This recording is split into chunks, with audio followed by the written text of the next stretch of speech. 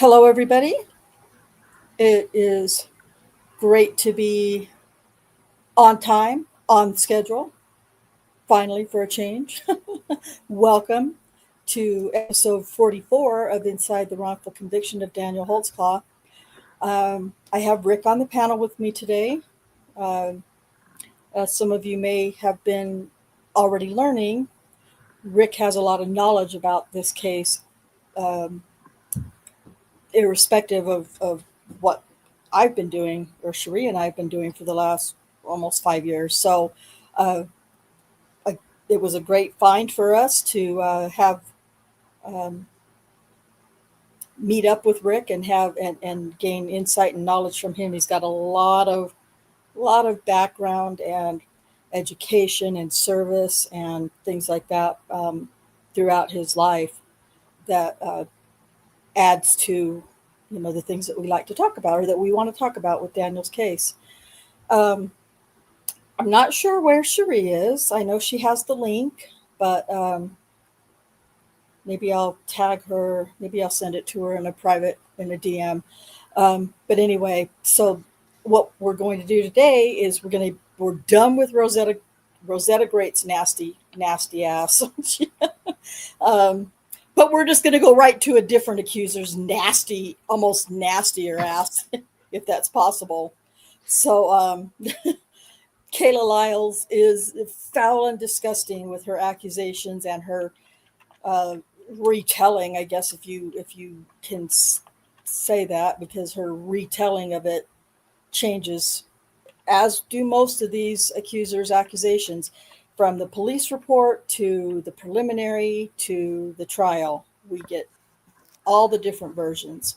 So I'm going to let me send a DM to Cherie.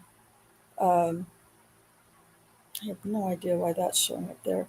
To With the link so that she can jump in here. She could be busy, even though she doesn't work on Sundays. She does have uh, family obligations that she's very good at being responsible for. So anyway, that's hey K Beam. Good. Glad that you can hang out for about a half hour. This actually should only take us about an hour. It won't even take us that long to get through the police report. Most of everything that will happen today will just be going through the body of this police report of Kala Lyles, and then whatever discussion is to be had. So uh, I I wanted to. I don't have it pulled up that I can show you handy, um, and I don't have the link for the Facebook. But Jenny Holtzclaw, um, Daniel's sister and his most vocal, forward-facing advocate, made a post on her Facebook page this week um, about Kala Lyles. It was just kind of interesting that it happened. Um, that this incident that I'm going to share with you happened as we were getting ready to cover Kayla's case. So um, that's it was interesting to see that. But the post was Jenny was posting the link to um, yet another arrest by Kala Lyles that took place. I want to say she was arrested on the 13th of this month, and then I think Jenny posted about it a couple days ago. I don't remember the exact date. Excuse me. Um, when Cherie gets in here, uh, or if Rick can find it, I don't know if Rick has access to it. We'll get the Facebook post and share the link, share that page with you so you guys can follow it yourself if you're not already. I So, actually don't have a Facebook account. yeah, oh, good. Yeah, I well, did I for do, but years, and when I retired from refereeing completely, that's mainly what I used it for. I just deleted the account. I have a Facebook account, but honestly, honestly, when my mother passed away, um, Well, actually, during the whole time I was in California with her in 2019, I didn't do very much Facebook at all, at all. Even though that's how practically everybody I knew and communicated with did Facebook. But I didn't do a lot of posting anymore. But then after she passed away, I posted about, um, you know, all that information. And then my mom was buried at Riverside National Cemetery in Riverside, California. And oddly enough, there's usually a a list that somebody who's going to be buried in the National Cemetery there, they usually go on a list. They don't necessarily get to be interned the same day of the funeral or graveside service. Or funeral service. So anyway, we were down there for a couple more weeks, and then after I got that information, knew when we were going to bury my mom, I I I made that the post about that information, and then I just went dark on Facebook.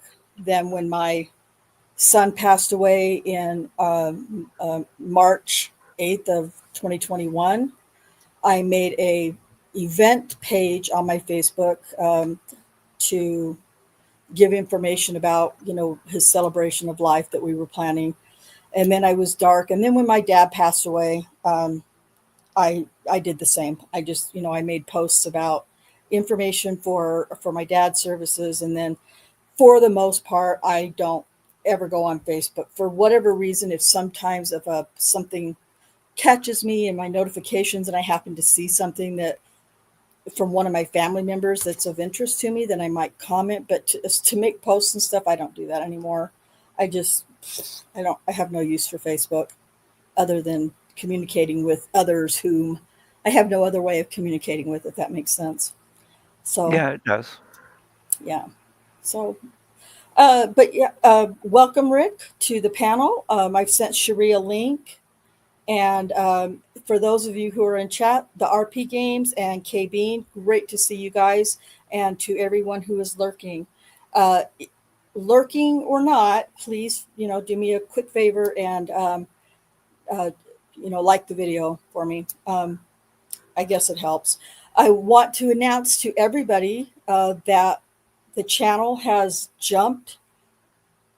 To me, it's exponentially in subs by in just this last month. I over close to 70 subs almost in this last month. So thank you to Rick, everybody that's already in the chat, K Bean, RP Games, and everybody from Robert Govea's YouTube community and Off Label Podcast YouTube communities. Excuse me. Thank you so much to them. Hold on just 1 second while I had to clear my throat. Thanks to those communities, and me finally being more vocal about my channel and my content. They've all jumped in and been helping out everybody in all those communities. So thank you guys all so much for jumping in and helping me out. K Bean posts in Robert's chat every day. When she's there, she posts the link to my channel, and inevitably I get another sub, at least one sub from her posting those links. So thank you, K Bean, for doing that for me in Robert's channel. And so that's a big deal to me. Watch hours have gone up. Let me just say it this way. If you're a YouTuber, if you've ever done made YouTube content, when I say all of my numbers and analytics are in the green, I think you understand what that means. And my arrows are all up. My arrows are all pointing up. So that's all great news. And that's really just taken place in just this last month. And I think it's brought people who don't know about the case, who have come to the last couple of episodes that we've done, and they're like, what the hell is this crazy case all about? And so they think, from what I can tell, people are going back and watching older videos and learning more about the case. So all of that has been helpful and beneficial to the channel, overall beneficial to Daniel. And that, after all, is the entire purpose of this channel. So, Rick, before we get started with this police report, do you have any comments or anything you'd like to talk about before we get started? Other than it should be on the New York Times bestseller list for fiction. That's a good answer. Yeah, really should. Can you imagine the miniseries this case would be? It just would, like, I mean, Brian Bates has done, trying to think, I can't remember. Cherie's better with these numbers than I am, but Brian Bates has done over 20 episodes in his podcast about this case. And it's like 24, 25. Yeah. Yeah, that sounds more accurate. And he hasn't even gone through all the accusers yet. So, there's even more to his podcast that he hasn't been able to complete yet. And there is my sister Sherry. Hello, sis. Hey, I was doing my taxes and I lost track of time. Sorry. Well, considering that taxes are mind-numbing, that's not surprising. Yeah, you're right. Exactly. I'm No lucky problem. I don't have to do that anymore. I haven't for a long time. Oh, wow. You are lucky. Jealous. Well, my military retirement is a disability retirement. Disability payments are not taxable. I haven't had to file a tax return since 2001. I was going to say, I thought you were younger than we are, so I was surprised. Well, I'm getting SSDI and I'm still having to file taxes. Yeah, that's Is it because different? you're on, it falls under a different classification. Oh, you said military. Gotcha. Okay. Yep. Well, perhaps someday, we'll see what happens.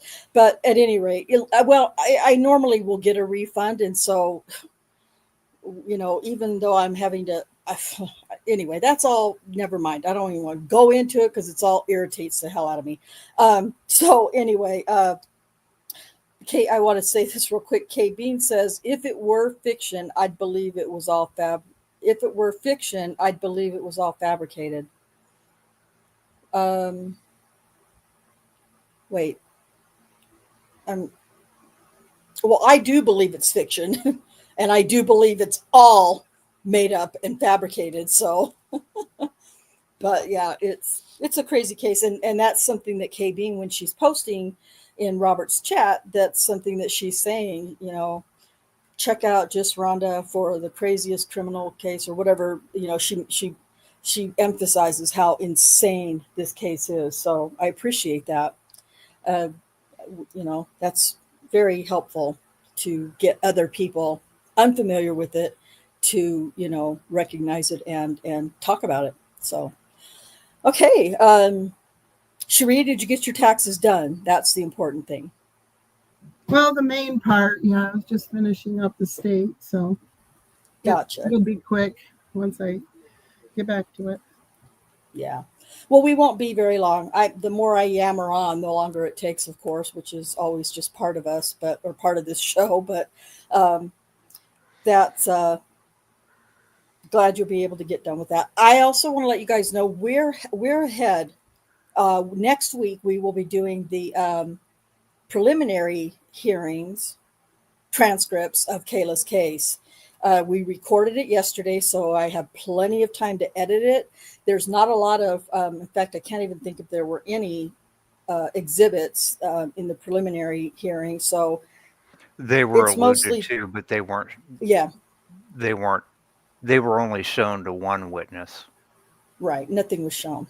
Yeah. So, and there wasn't a lot of, oddly enough, there wasn't a lot of me, jumping in and having my little meltdowns that have to be edited. And we come up with some strategies to, help that Rick and Cherie helped with to help me know exactly where I need to go in a recording to make an edit. And so I think it'll be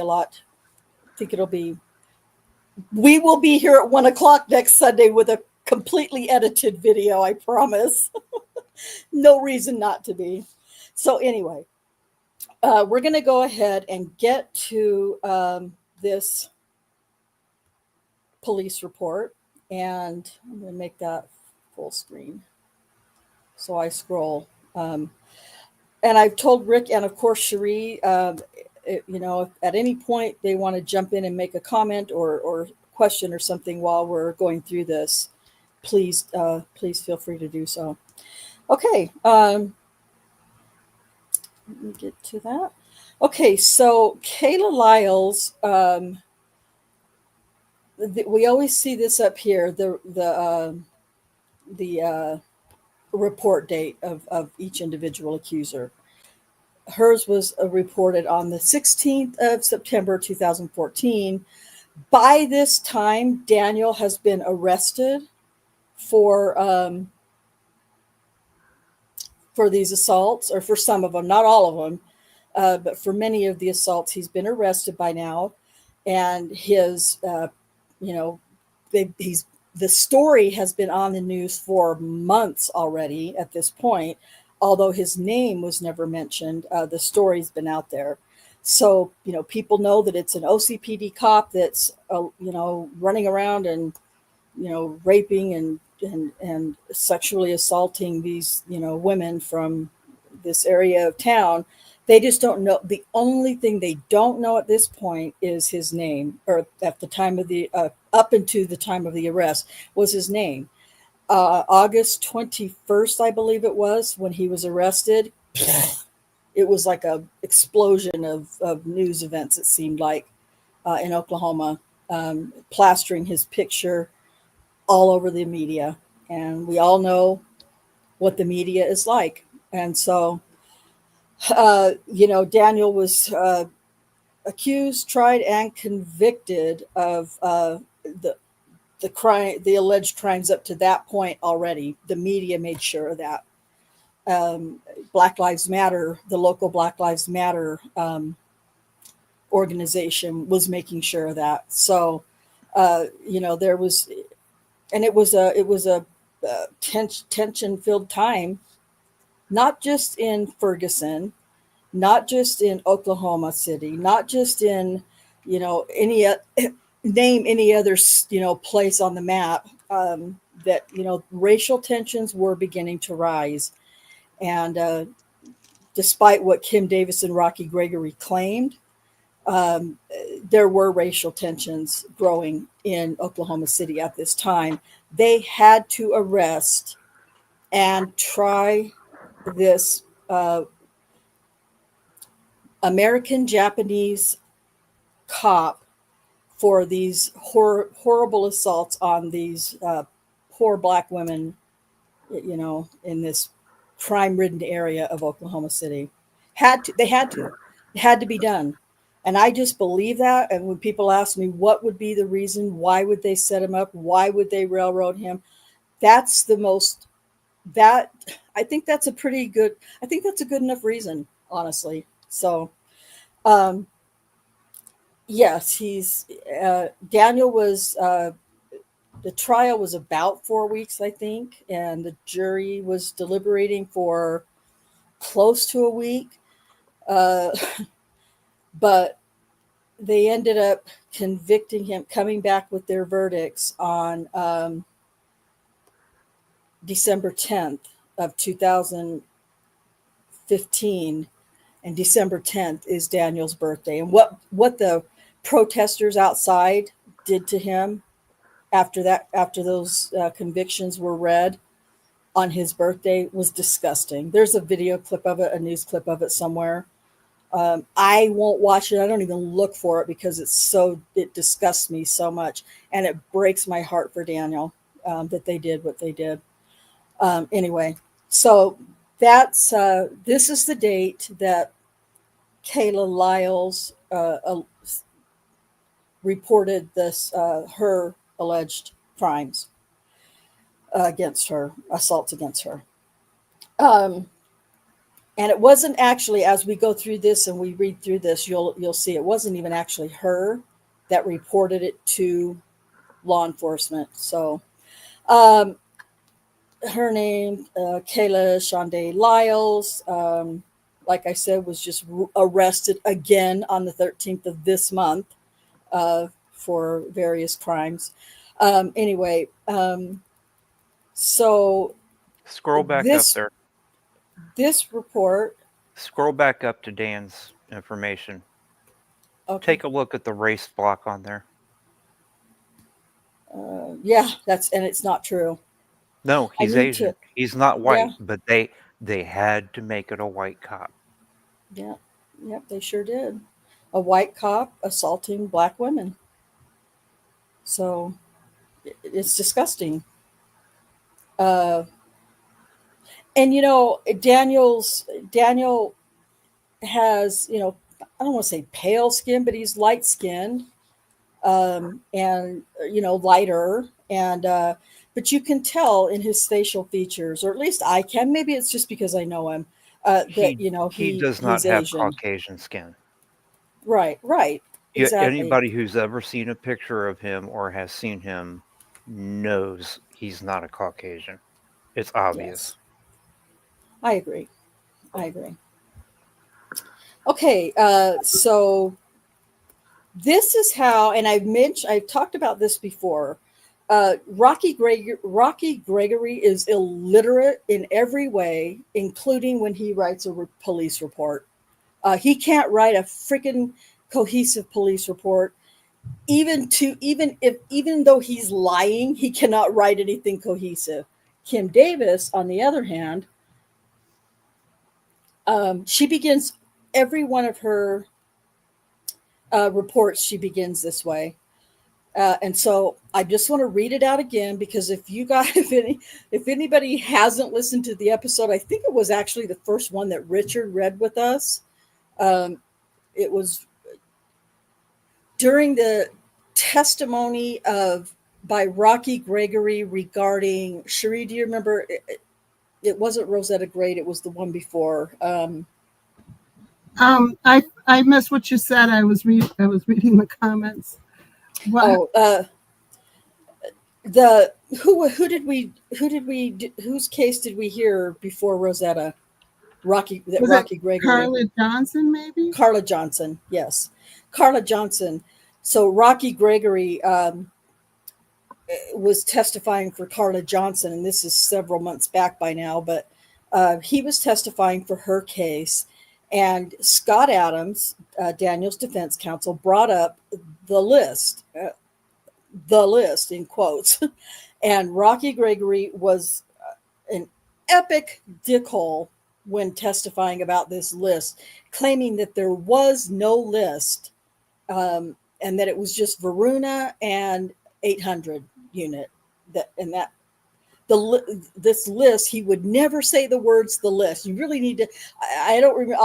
We'll have to see if we can find the episode, just so we can link it for you to go back and just listen to the cross-examination by Scott Adams, if nothing else, because Rocky Gregory, he was going to die on that hill during that testimony about it wasn't a list that Musney gave to them. It was information compiled from Varuna and Unit 800. But eventually he had to say it. Anyway, it's great. And Richard did great reading it. At any rate, so about the list, this is how Kim Davis starts every report she does on every accuser. Lieutenant T. Musney gave me a list of several females that he wanted contacted because they could be possible victims, and they could be possible victims of Officer Holtzclaw. When he gave me this list, we still had not found a match to the unidentified female DNA on Officer Holtzclaw's pants. Now, let me just say that this, on the date that Kala Lyles was allegedly assaulted, it was just 20 minutes, 20 minutes before the stop with Janie Liggins occurred on June 18th of actually Kala Lyles was June 18th because it was after midnight. 20 minutes before Daniel Holtzclaw stopped Janie Liggins, he had this encounter with Kala Lyles where he stopped her. So when we're talking about the DNA, and when you read there that they still had not found a match to the unidentified female DNA found on Officer Holtzclaw's pants, I cannot shake it from my mind that once they realized that that DNA was there, had been, found during the testing by Elaine Taylor, which was a few weeks, maybe sometime in July, I think, that they got that those test results back, the DNA back. My mind says, okay, during the interrogation, Daniel Holtzclaw said he was wearing the same uniform pants that he wore the shift before, which was June 17th/18th. And then he went home, took a shower, whatever, on, at 2:30 in the morning on June 18th, got up for his shift the next day, which was still June 18th, went to work for his shift at 4. I always get 2 and 4 p.m. mixed up. I think it was 4 p.m. And that's when he was called in and interrogated. So less than 24 hours after he stopped Janie Liggins, less than 24 hours after he stopped Kala Lyles. Adara Gardner was stopped on the 17th. Several hours later, Kala Lyles was stopped on the 18th. 20 minutes after Kala Lyles was stopped, when Daniel was on his way home from his shift, he stopped Janie Liggins. There's DNA found on the fly of his pants from the same pants that he wore on the shift 17/18th of June. My mind says, okay, and they'd already started, to be fair, they had already gotten this list from Musney and started going out and, hounding these other women on the list to help them, in my opinion, form craft a story, an accusation together. Once they got that DNA result from the pants they know he wore during that shift, that where he stopped Janie Liggins, my mind would have been in like, stop, hit the brakes. Who were the last females that this officer had interactions with on the 17th/18th of June?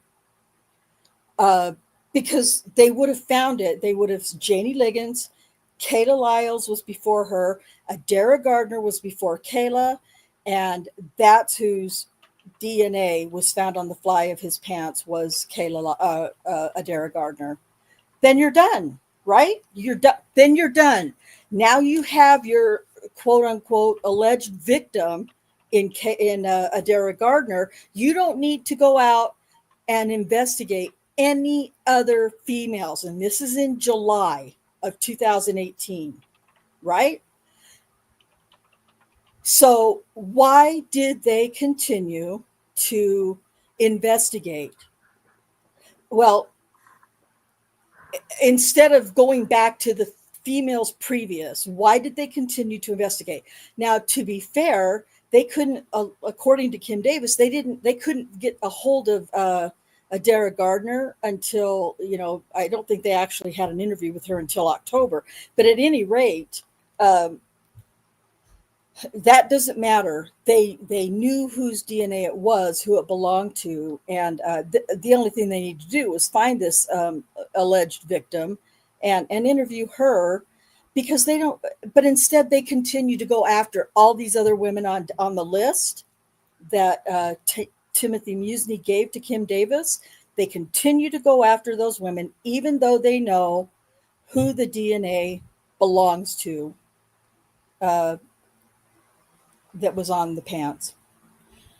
I struggle to try to say things coherently when I talk about that portion, because it's in my mind it all makes very good sense, but it may sound confusing if you're not familiar with the case. So if that is, your situation, I apologize. Trust me, they should have gone back to the women prior to Janie Liggins on the shift of June 17th, and they wouldn't had to have added, 6 or 8 more, whatever it was, alleged victims to this case.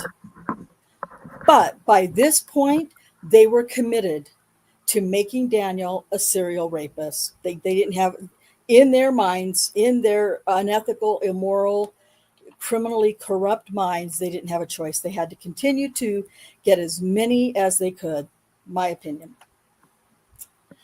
Okay, so on the Kala Lyles was on the list on the 23rd of July. Detective Holman and I went to the last listed address in Varuna for Kayla. So they already, I just caught this, Sherry. They already, by July 23rd, they knew who Kayla was. They knew that she was, I'm so frustrated. It's like when you watch a movie over and over and over, or you read a book over and over and over. Every time you watch it or read it, in future times, you learn something that you missed or didn't recognize or realize the times before. This just happened to me just now with this date. On July 7th or July 23rd, 2014, so just barely a month after Daniel was put on administrative leave. And I'm almost certain, Sherry and I are going to have to do some digging, but I'm almost certain by this same date, they knew they had a profile for the DNA. They knew who it belonged to, yet they still continued to look. And that right there is proof of it. Detective went to the last listed address in Varuna for Kayla. Her mother and father answered the door. They confirmed Kayla's their daughter. They said they had not seen her in weeks. These dates are important. Might be hard to follow, but these dates are going to be important.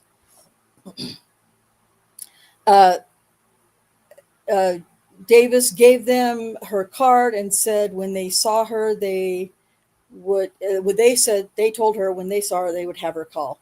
On September 16th of 2014, Davis received a phone call from probation and parole officer Jack Bowling. He advised he had one of his offenders in his office, and she told him she was raped by an Oklahoma City police officer. I asked who the offender was. He said Kala Lyles. I told him to keep her there and I would be en route, of course, because I guarantee you, well, she says here that on July 23rd, she was looking for her. She is probably salivating at this point now that she's gotten a hold of Kayla, or, that she knows where she is. Now, the reason I'm saying, and those of you who read yesterday, Rick and Cherie for sure, when we were reading and the preliminary transcript and they were talking about the dates, Scott Adams was questioning her about her missed probation dates and things. He said, you missed your August appointment, your August 2014 appointment. She said, no, I didn't. I missed my September appointment. No, she didn't. Am I remembering that correctly, Rick Yep, and Sheree? you're remembering it correctly. Apparently, Okay. it was July, according to the police report. And even then, she only thinks. Yeah. So yeah, so this date's important because you're going to hear in the preliminary trial next week that Kala Lyles said, "No, I didn't miss my August appointment. I missed my September appointment." Well, right here we have the probation officer calling the detective with Kala Lyles in his office in the September appointment. Uh, so. Dirty, nasty, pervy Kim Davis is en route. She can't wait to get there to dig up and help fabricate as many disgusting, dirty, nasty details as she possibly can. My opinion. Detective Holman and I responded to the location, provided with the conference room to conduct the interview. The interview was audio recorded. Sherry, I don't Yes, remember that. Do we have an audio recording of it? I don't remember it either, but I'll go look. I just, yeah, I don't remember an audio recording of this interview with Kala Lyles. That doesn't mean there isn't one. We're talking about 13 different women here, lots of different, interviews that took place. So maybe we do have it. I just don't remember hearing it. But anyway, Cherie's going to see if she can find that for us. But Kim Davis says there is one. So, so their interview was audio recorded. Therefore, this report will be a summary and not word for word. Kayla's 29-year-old Black female, lives with her parents, said she is on probation for possession of CDS with intent and possession of marijuana. Bowling is her probation officer. Now, see here, Kayla said her last appointment with Jack was August 19th of 2014, and she thinks she missed her July appointment. We'll hear the details about all that. I asked Kayla what she reported to the officer, to the PO, and that caused me to come interview her. She didn't say anything to the probation officer that caused Kim Davis to go interview her. Kim Davis was already looking for her. I'm pretty sure there were other things, in my own imagination, other things going on around this time that we will never know about, with Kim Davis trying to get in touch with Kala Lyles. I asked what she that caused me to come interview her. She said an officer raped her. She was aware I left my card with her mother. She said she told her mother about the assault after her mother told her I was looking for her. I asked her why she didn't call me. She said she lost my card. Kayla cannot give every single accuser cannot give the date when the actual assault occurred. Now, in the case of Kala Lyles, well, I don't know. I guess it's still some time, but her alleged assault took place in I can't remember what the date was. At any rate, we'll get to that. But 18 June 2014, I think. Oh, yeah, Kala gosh, how Lyles. could yes, thank you. Sorry, that was so.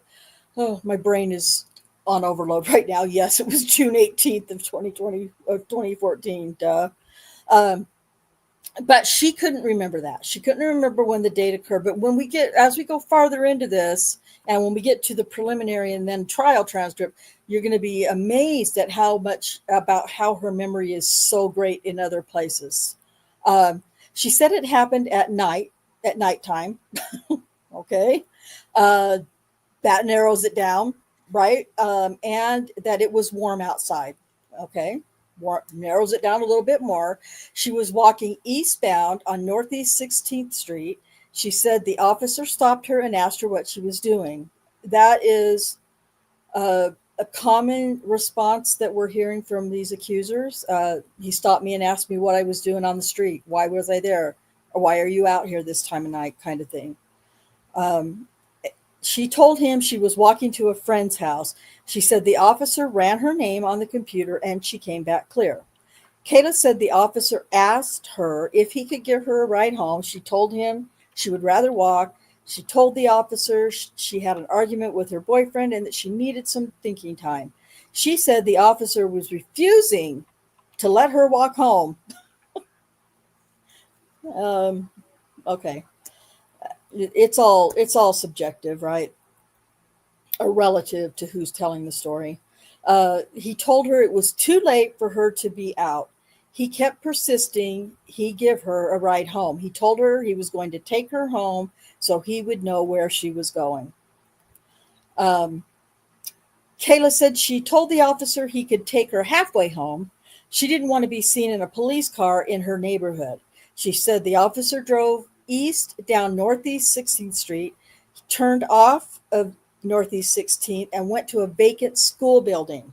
Now, I need, for those of you who have been around this case for years, pay attention to this one particular part. And see if you can hear some kind of similarities from another accuser. She said that he drove Northeast 16th and went to a vacant school building. She said he drove in the grassy area and parked between the buildings. He got out of the car and opened her door. He told her to get out. Kayla said she turned her body. This is hard to understand. Kayla said she turned her body and was sitting in the car, but her feet were on the ground outside the car. She said the officer started grabbing his penis and said, "I bet that pussy is wet." She didn't respond to his comment. She said the officer pulled his pants halfway down and exposed his erect penis. She's the very first accuser who said that Daniel pulled his pants down. The very first one. No other accuser, and by now we have several who have allegedly seen his penis in their mouth. None of them have said he pulled his pants down. Not even Rosetta Great in her series. She said, no, he didn't take his gun belt off. He didn't take his pants down. None of them have said that except for Kayla right now. Kayla said she was scared and didn't know what to do. She said the officer put his penis in her mouth and moved it in and out. She said he didn't keep it in her mouth very long. She felt like he was rushing and was trying to hurry. Kayla said at some point during the contact at the school, the officer touched her breasts while he was searching her. He also made her pull her shirt out so he could see her breasts. Okay. Kayla said the officer told her to pull her pants down and let him see if you ain't got nothing stuffed in there.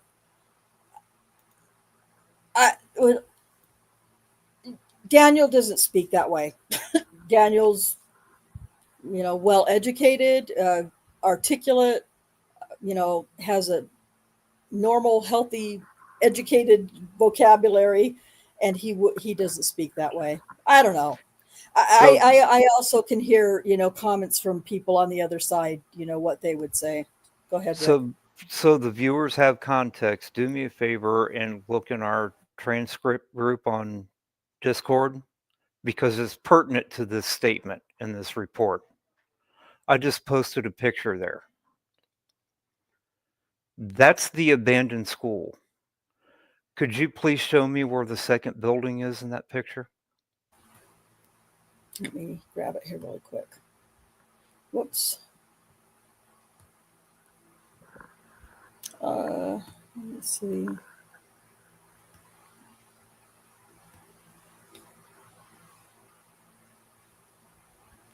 Actually, Rick, we're very familiar with this, and many other people who have been following this case are very familiar with this building. Yeah, can you please show me where the second building is? Now, what you're not seeing in that picture, if you go to Google Maps and scroll out, there's actually a playground that is not in that picture of that map. This was an abandoned elementary school. Yes. Well, if you go back to Sherry Ellis's case, This is the exact same scenario, location, Yep. everything as was in the Sherry Ellis case. Now, So if you look at the satellite map that was an exhibit that they showed her in the preliminary, and it's actually on I can't remember what podcast it was, but they have on that podcast they have the satellite photo that they showed, except it's not zoomed in like this. yeah, yeah. I'm And that trying school as is teeny tiny, and you can't tell how many buildings there are there. right. I feel compelled now to find my Sherry Ellis map picture. Um, Hang on, uh, and I'll grab it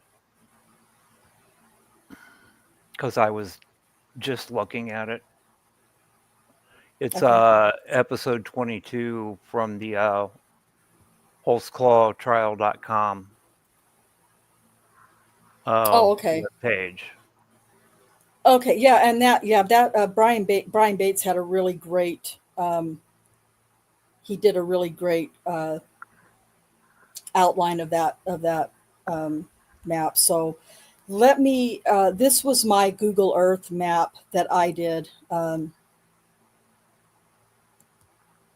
don't know if I'll be able to show it or not on this screen because I'm not sure it works quite the way I want it to.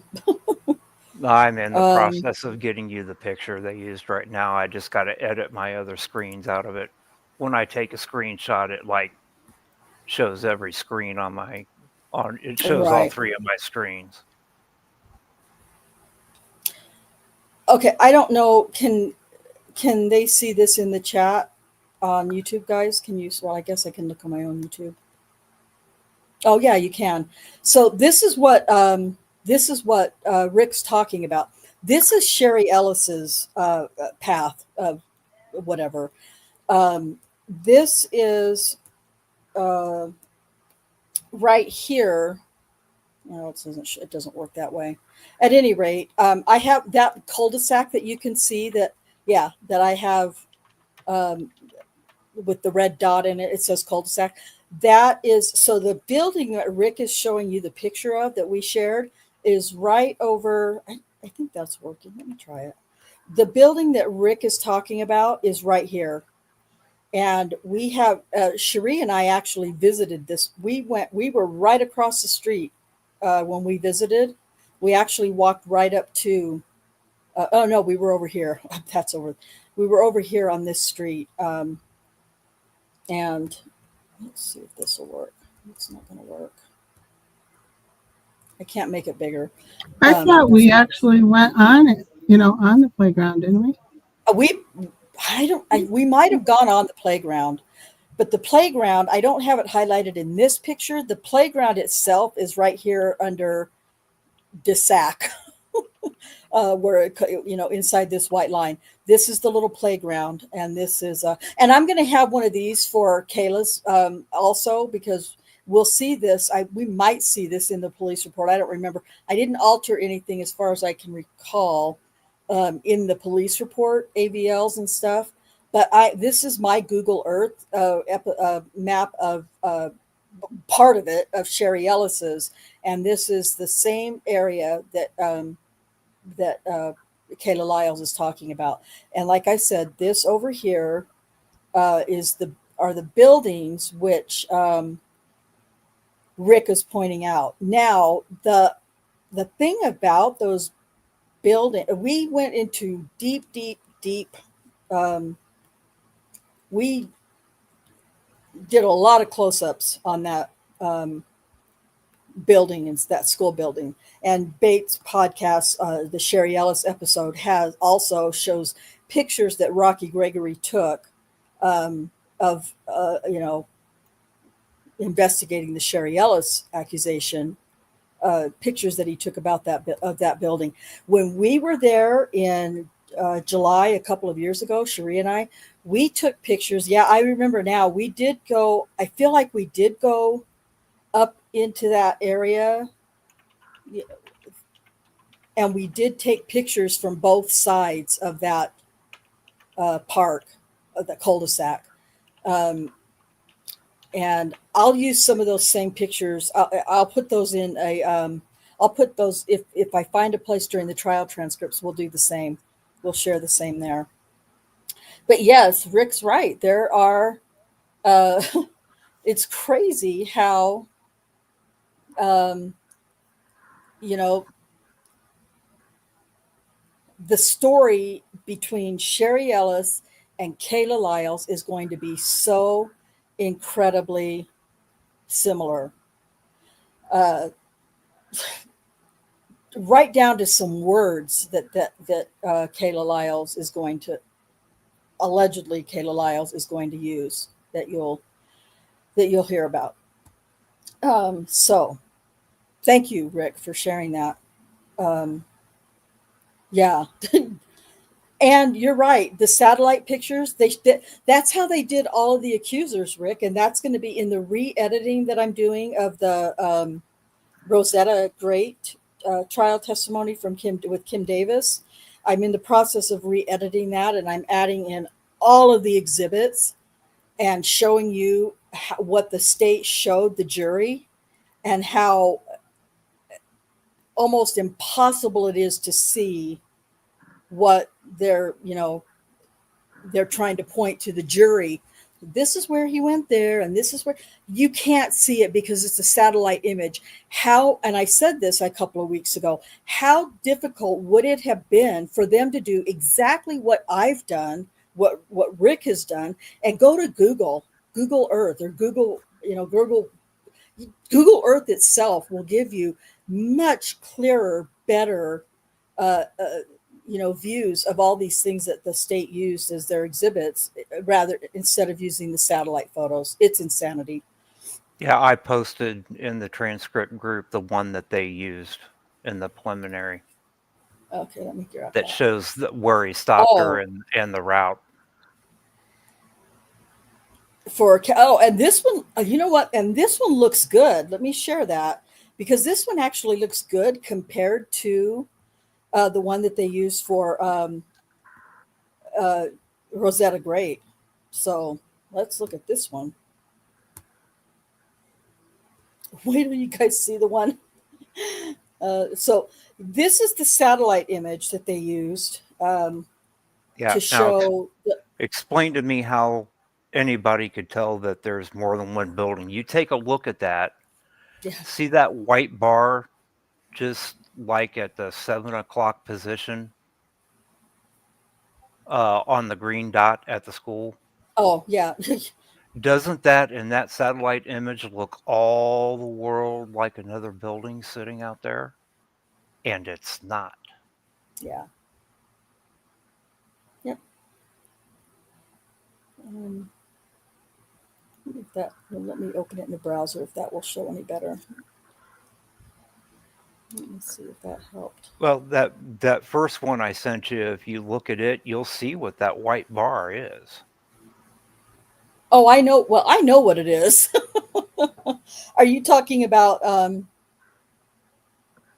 No, actually, it's not in there. I didn't catch it when I edited that photo. You actually can't see that white bar. Okay. We're going to see it, though. I promise. We're going to get all the deep detail that I'm going to be making sure that my viewers, my jury get to see, unlike what what the state showed to the jury that held a man's life in their hands. Okay, back to the transcript or the police report. Okay, yeah, it's just crazy.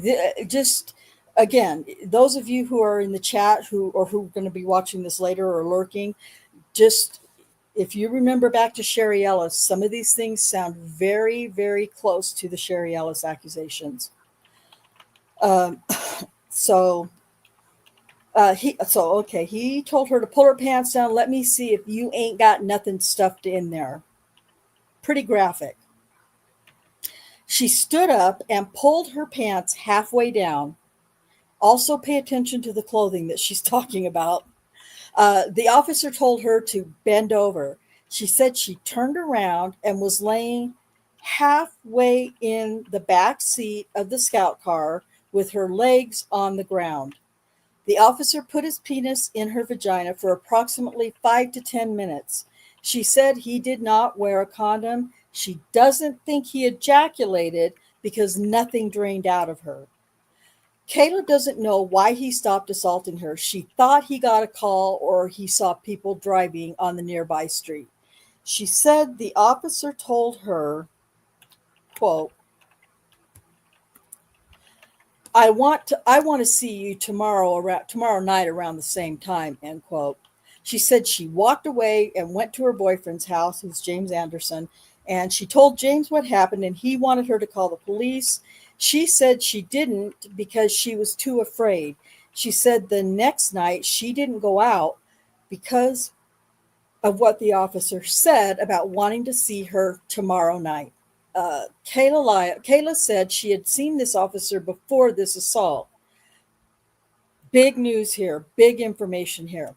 She said he pulled her over about a year ago. She was driving her boyfriend's car and James was with her.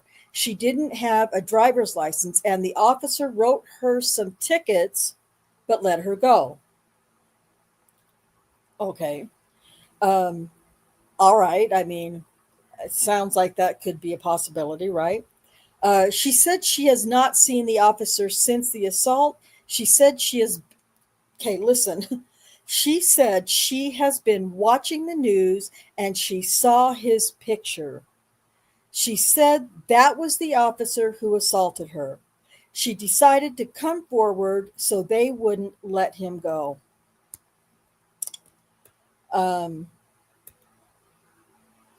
Just astounding to me. Kayla said the officer who assaulted her had some type of tattoo on his right arm. She said she doesn't know what the tattoo was. She could see it coming out of his short sleeve shirt and she thought it was some type of design. No shit. What? Some type of design? I mean, I guess you could just say words would be a different, but most tattoos are some type of a design. Ugh, anyway, when she was talking about the tattoo, she kept pointing at her left arm. Let me show you these tattoos. This is the tattoo on Daniel's left arm. I don't know how well you guys can see that. This is an exhibit, by the way, that they used at trial. So it's nice and clear for everyone to see really well. Oh, gosh, I'm having issues here. At any rate, let me get back over there. Holy crap. I can't do that because then it takes me. Okay, so this is the tattoo that Daniel has on his left arm.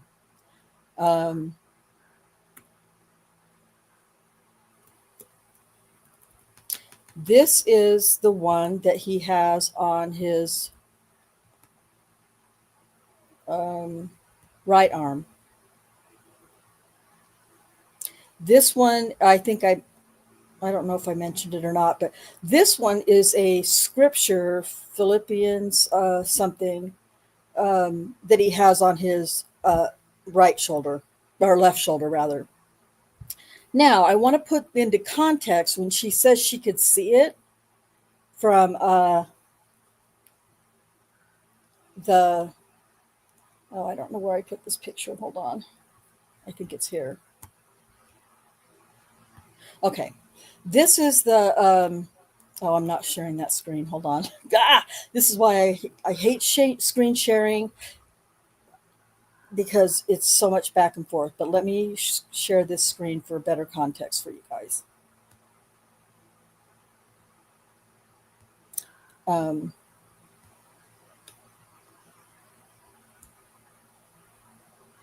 Tony, hey, they couldn't take her to a doctor to prove it because they actually didn't interview her until months after it supposedly happened. Okay, By so then, there was nothing for them to collect. thank you, Rick, for answering questions. Um, so this is the picture of the left arm or the right arm, the tattoo. It is, in fact, it is indeed a design. I Well, don't it's a remember. kanji. It's actually what it's called. Yeah, it. I don't remember what what it symbolizes. Cherie might remember, maybe. I don't. I know we have it somewhere. I I just don't don't. remember what it is. Okay, it doesn't matter. It's actually very small though in comparison to this one, uh, the um, uh, the scripture scroll. This is, I'll just show you these now, I guess. A picture of, I did this for Rick and for Kay Bean, because we were talking about Kay Bean yesterday too. This is the gun belt that Daniel Holtzclaw wore, Officer Holtzclaw wore, when he was just unzipping his fly and popping his penis out to either orally sodomize or vaginally rape these women. Not taking the gun belt off, just unzipping it, and somehow through the compression shorts underneath that didn't have a fly, just pulling his penis out and orally sodomizing or raping these women. So that's an extra. This is I brought this one up because this is June 18th, the afternoon of June 18th. Uh, I That's either before or after they interrogated Daniel. Excuse me, the picture they took. I brought this in because I wanted you guys to see his uniform shirt. Now, I realize you can't really see much, from without being able to look at the side, but I don't see that scroll. That scripture scroll on the left arm is lower than the other one that's on the right arm. It's lower, and you still can't really see it. Now, during activity that he might, moving his arms or writing or something where he might be using his hand or his arm, the sleeve might creep up a little bit to show a very small portion of it. But I don't know if it's visible in this picture, but Daniel's freaking jacked. And what is it that you guys say, swole?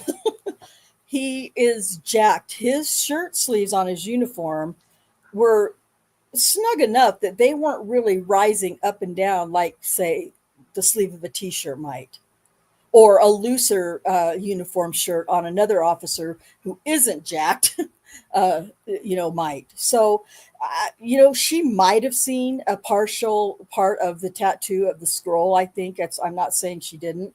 I can't say that, but at any rate, I just wanted to give you guys an idea of how difficult it could be for any visible tattoos from the coming out of those shirt sleeves. And then this, of Okay, course, is just go back to the first picture. the waistband. This one. Yep. There's some things that I want people to notice on here. It goes through the buckle, over a post, and then through a loop and tucks behind his pepper spray carrier. And he's got his spare clips right there by his firearm. That's not going to be an easy belt to undo.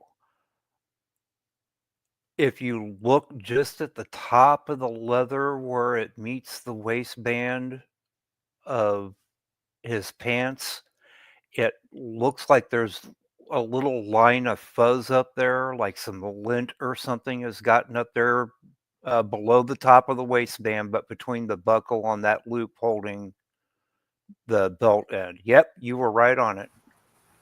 Oh, sorry. Hold on. Let me get back there. Here. A little farther to the right. Now down, yeah, right there, right at the top edge of that leather. See what looks like a line of gray lint right there? Yep. You know what that is? I think I do, but I want you to. What do I you don't want think to it make an is? idiot of myself. I think it's part of the. We're talking about this. Nope. I thought it was Down a part little of bit the. further between the leather edge of his utility belt and the pants.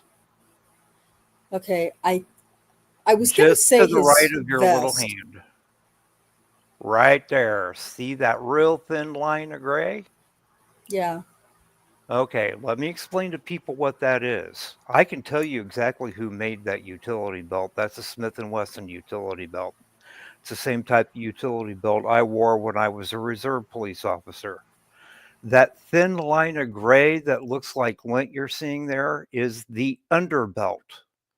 The underbelt is made of Velcro. The leather belt has a Velcro strip on the back that locks it in place on the underbelt so that your rig can't be turned around by a suspect if they grab onto it.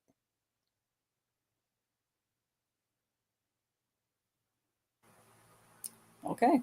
He would have had to undo the utility belt and undo the underbelt to get his pants open for him to be able to pull it out because he had compression shorts on. She'd have heard the Velcro. Yes. The other thing, if you zoom back out a little bit, that people need to notice about this, I just said he was wearing compression shorts.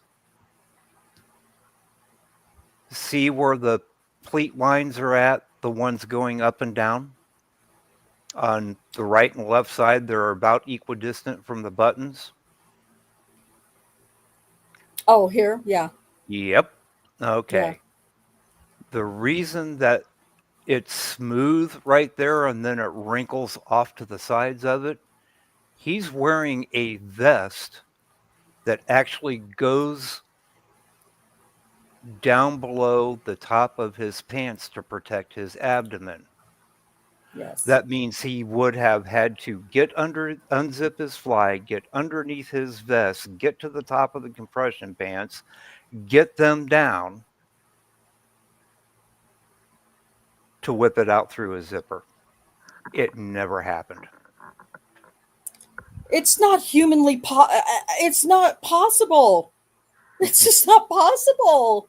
Nope. You guys, it's not possible. And how am I having to do these damn shows as often as I possibly can? How are we having to deep dive as much as we are when it shouldn't have been a deep fucking dive? These should not have been deep dives that we're having to do. This stuff there should have never been a trial because these things are so, in my opinion, not even being involved in law enforcement,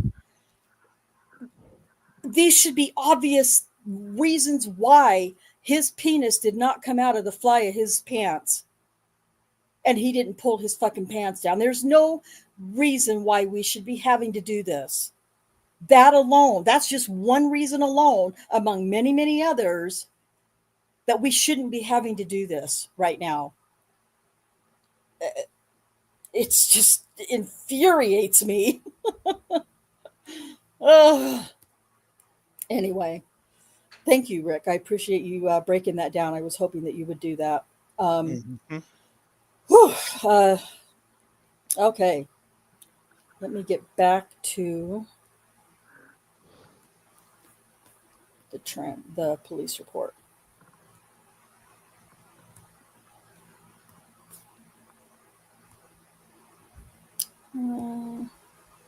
Yeah, Kay Bean, those things you're talking about are called stays. The loop of narrow black leather with the snap on them, those are called stays. Yeah, shirt stays. Yeah. Do I need to take some questions or some comments out of in the chat? I knew Kay Bean. I don't know about anybody else, but I knew Kay Bean would have things to say about this uniform. Tony, hey, it's good, great to see you, brother. I didn't know. Oh, and B Torn, great to see you guys. Thank you for hanging out. And Off Label Podcast is in the chat. Um, yeah. So let's see.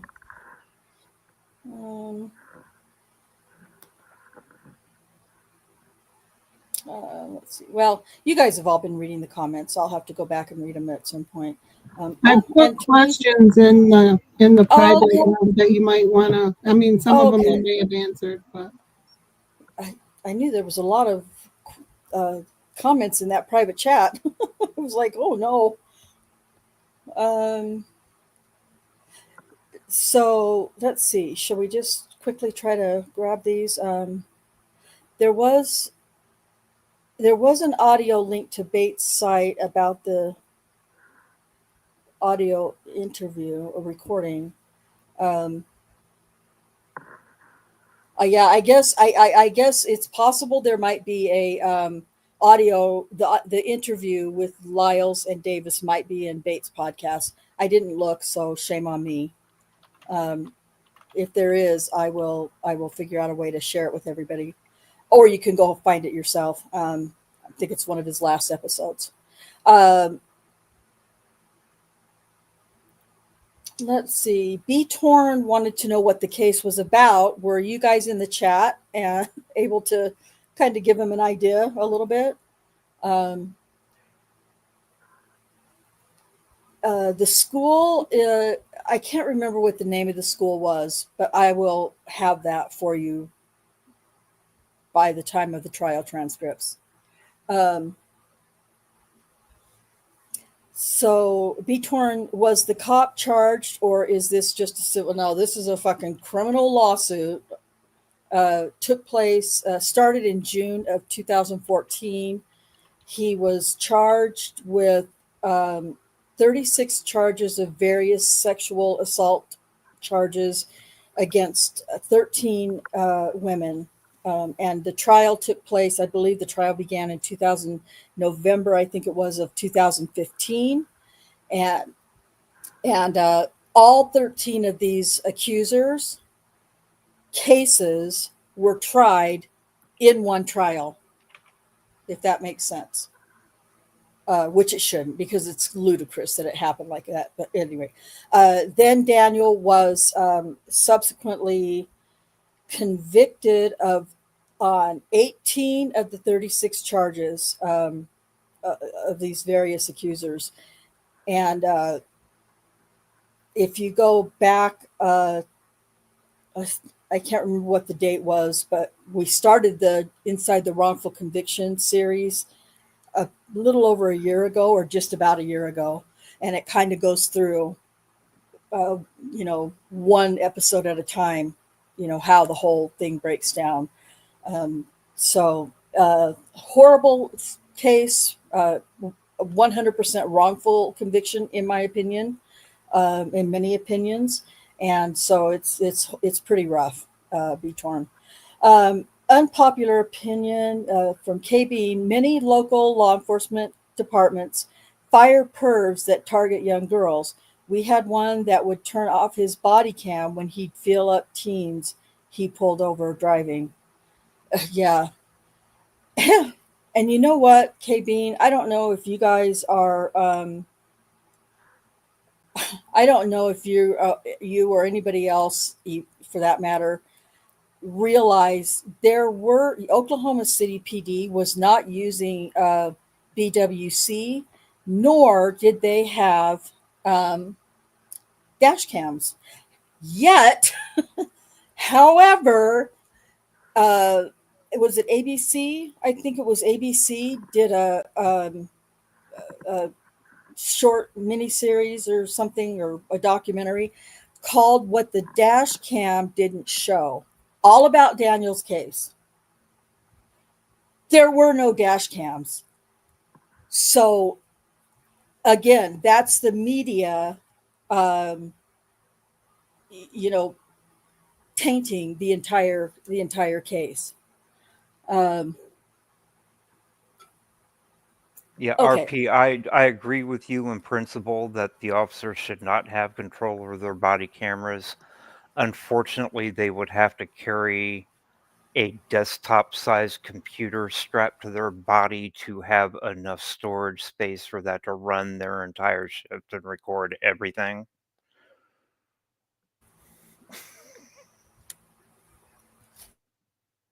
Whoops. Thank you, Rick, for helping out with those questions. Okay, let's get back to this. Uh, so now remember, she says somewhere up here, I don't remember where, that he pulled his pants down, halfway down, to assault or to rape her, basically. She also said that when the officer's penis was in her vagina, something was hitting her left butt cheek. Now, listen, this is where I need Kay Bean and Rick to help us out with something. So, get the visual, if you can stomach it, of her top portion of her body, her torso up, lying on the back seat of the patrol car.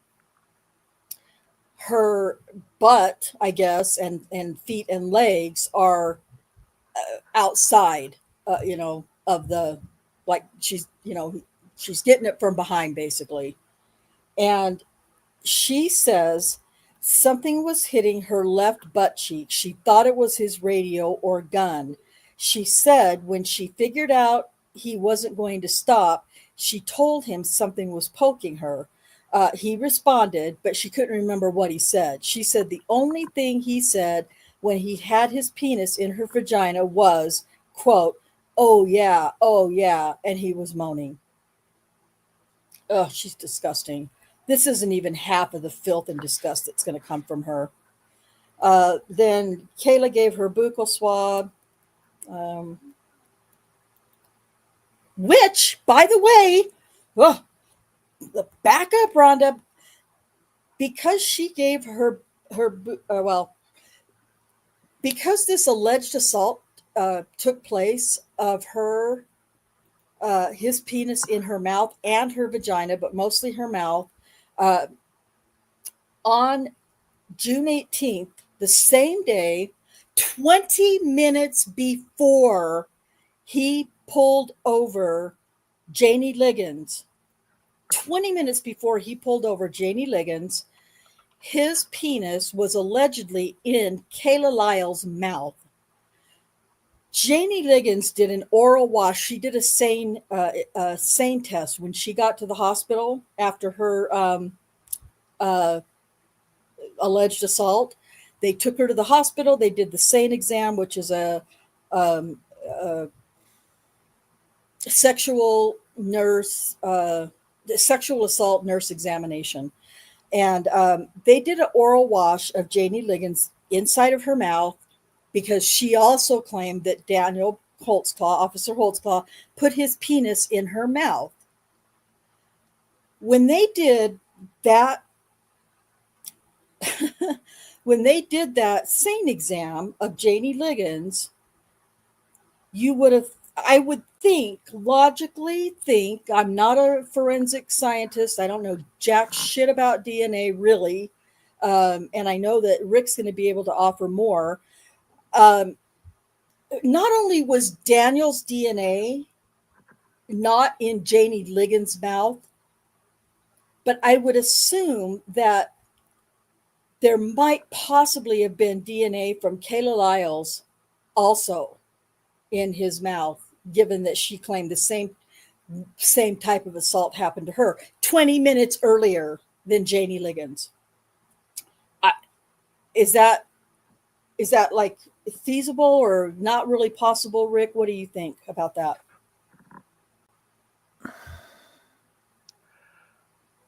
I mean, I could be wrong. I don't know. It would depend on the amount of time that had gone by since the incident happened and what they did in the intervening time. Buccal swabs, and it's actually pronounced buckle, not buccal. It's actually pronounced buckle, like a belt buckle. Thank you. they can be very useful for that if it's done in a relative short amount of time. Um, assuming that they haven't done certain things. And working in the medical field too, I've spent a lot of times in the emergency room when I work trauma because they use us there waiting for trauma cases to come in. A lot of times a victim will come in and it really does us no good. We do take a buccal swab, but 99.99% of the time it ends up as inconclusive because women who are victims of this, one of the first things they tend to do is brush their teeth and rinse their mouth out. Now, I don't know that she did that. I don't know that either one of them did that, but actual victims of this tend to do that. It's like a vaginal rape victim will tend to take a shower as Right. soon And as possible afterwards. and you said a key words there, actual victims, Yeah. actual victims. Now, remember when they took her the swab from when they did the buccal swabs on her, they did this months after it Right. happened. What they were taking it it was to get an exemplar to try to match her to Right. what was found on his pants. And they were just getting, well, they needed to get her profile to compare it to what was on the pants. Yep. And so so yeah, okay, so Kala Lyles notwithstanding, again, this was 20 minutes before, and I'll show you guys that in a future episode. This was 20 minutes before Janie Liggins allegedly was orally sodomized by Daniel. So when they did the same test on uh, Janie Liggins, they did the oral wash, and this is already in a different episode, the Janie Liggins episodes, way back in the beginning. Um, I don't remember if I showed the actual uh,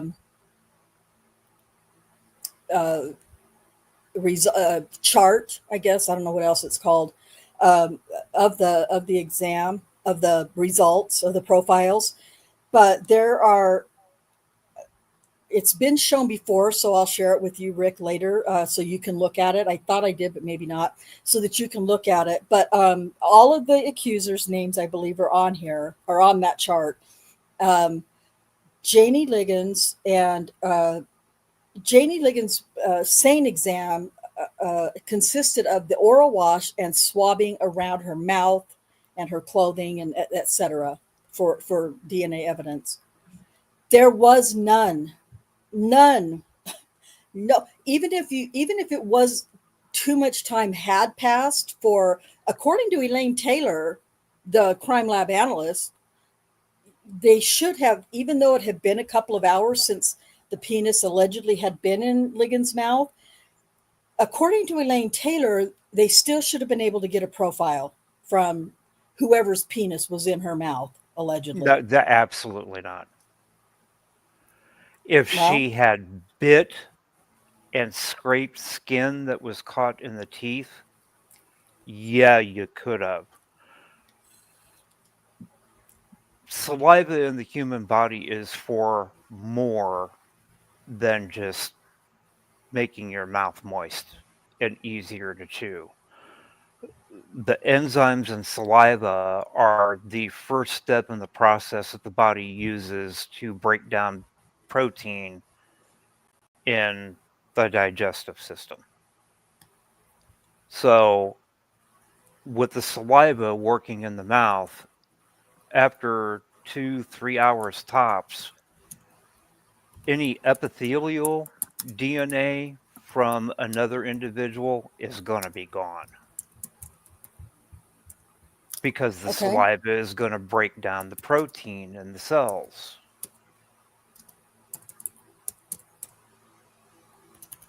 okay. So what about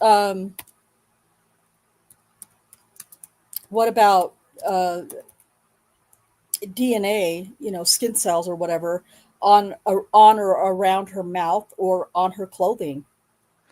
On her clothing, on her skin, exteriorly, it's possible they could have gotten some, but from buccal swabs inside the mouth, like I said, after about 2-3 hours at most, they're not going to get any of his DNA internally from her mouth. It's Okay. just not going to happen.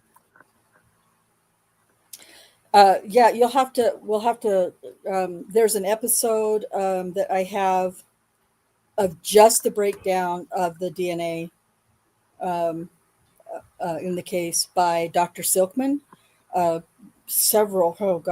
probably over a year ago, maybe. So definitely, he has the same, CV, pretty, not the same CV, but he has the same, what is it that your PhD or your master's, Rick? Molecular biology. Molecular biology. Dr. Silkman has the same degree. So anyway, if you want to, hear his take on it, what he shared after he examined the chart and all the numbers and everything, go ahead and we can check that out back. I think there's actually a playlist. I read his affidavit quite a while ago that he supplied for, was it the Oklahoma Court of Appeals? Dr.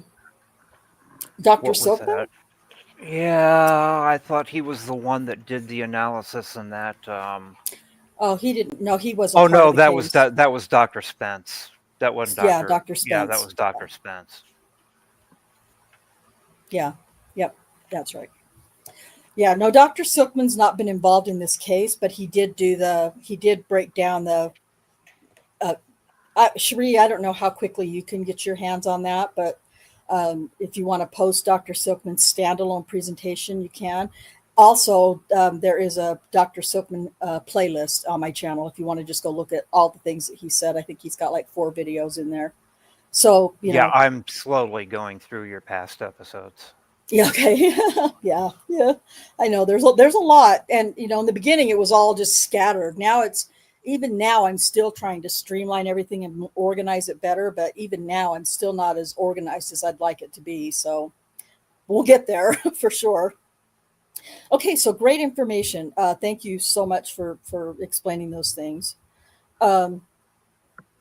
So let's see. So all that stuff, all that gross, nasty stuff that she claimed. We'll see if we can find a audio interview that Bates might have on his podcast for Kala Lyles. So this is the interview now that Davis did with the PO Jack Bowling on the 16th. Called and advised that he had a offender in his office reporting that she had been raped by an Oklahoma City police officer. Now let me just clear this up, or at least from what we have and what we've read in documents. Kala Lyles didn't walk into her parole officer and say, with this horrible, feeling of dread in her heart and mind and voice that she had been raped by an Oklahoma City police officer. That didn't happen. She was asked, according to Bowling, why she missed her August appointment. And she goes into a whole diatribe of things that, were going on. And then I shouldn't say a whole diatribe, but, mentions a few things that were going on in her life personally. And then I think it sounded like to me as an afterthought, oh, and I was raped by an Oklahoma City police officer. But at any rate, that might be what we're going to come upon here. So it wasn't like she's saying it right here in this report. But she advised that had been raped by an Oklahoma City police officer. Detective Holman and I responded immediately. Jack said Kala is on probation for possession of CDS and marijuana, and she's required to come in for a visit once a month. Jack said that Kayla missed her appointment with him in August. The PO said Kala Lyles missed her appointment with him in August. Um, so, according to, well, anyway, I'm getting ahead of myself because that's coming for the next episode next week. When she came in today, he asked her what she'd been doing since the last time she came in. Jack said that is a standard question he asks his offenders. Kayla told him that she's been going through a lot. Her boyfriend has had 2 heart attacks, and I was very flippant when I said it. Oh, by the way, she was raped by an Oklahoma City police officer. I don't know about anybody else. I don't know about Kayla. I don't know about anybody else who might have gone through something like this. But if it were me, I would have said, I was raped by an Oklahoma City police officer. And then, along with all of that, my boyfriend had 2 heart attacks. But being raped by a police officer would have been the first thing I would have commented on. But whatever. Jack said that Kayla told him the following about the assault. She and her boyfriend had an argument. She was walking when the officer stopped her. He ran her name and checked her clear. And she checked clear. He offered her a ride and she declined. The officer insisted on giving her a ride. She wanted him to let her out of his car before he got to her neighborhood. The officer took her someplace and he had her pull down her pants and he did what he wanted. That's what she told her PO about this incident. Jack said he called me when Kayla gave him that information, and he had Kayla take a urinalysis. Until I arrived, her urinalysis came back clean. Woohoo! That doesn't change the fact that she was arrested last week again, Kim Davis. Sorry. And so that was pretty much the gist of that report. And then what we're going to find here is these are just a lot of reports that Kim Davis puts in her, all of her reports, about who she called to have them check on this, that, or the other, what their names are, what the dates and all that stuff. This one's kind of important or worth mentioning, though, where others aren't. According to Davis, she's this person that I missed the name, sorry.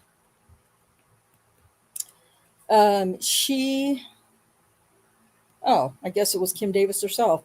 She hand searched all of the crime information call logs from January 1st of 2014 to 6/17 of 2014 and found that Officer Holtzclaw checked Kala Lyles on 3 different dates: 4/9 of 14, 5/6 of 14, and 6/18 of 14. He checked her. He ran her through the crime information logs 3 different times. Not all that close in time together, I guess, but maybe it was close. Remember that what we've mentioned before in the past, that Daniel was watching this particular area for drug activity based on his time that he spent in the gang unit. His focus was finding the trap houses in the area that he was patrolling. And he was honed in on one in particular, which was Tabitha Barnes. All of these locations that we're talking about, I'll show you this on a map on a different episode, but they're all within the area of the trap house that he's watching. So big deal. So Kay Bean and Rick, what does that say to you? Does that say he's checking her name to, I don't know, see if he can assault her? Or is he checking her name to see, if there are any other interactions that she's having with law enforcement that have to do with, in the area where he's patrolling and having to do with the things he's looking for? The first time he ran a clearance on her, and I don't know what Oklahoma City calls it, where I worked, we called it run a clearance.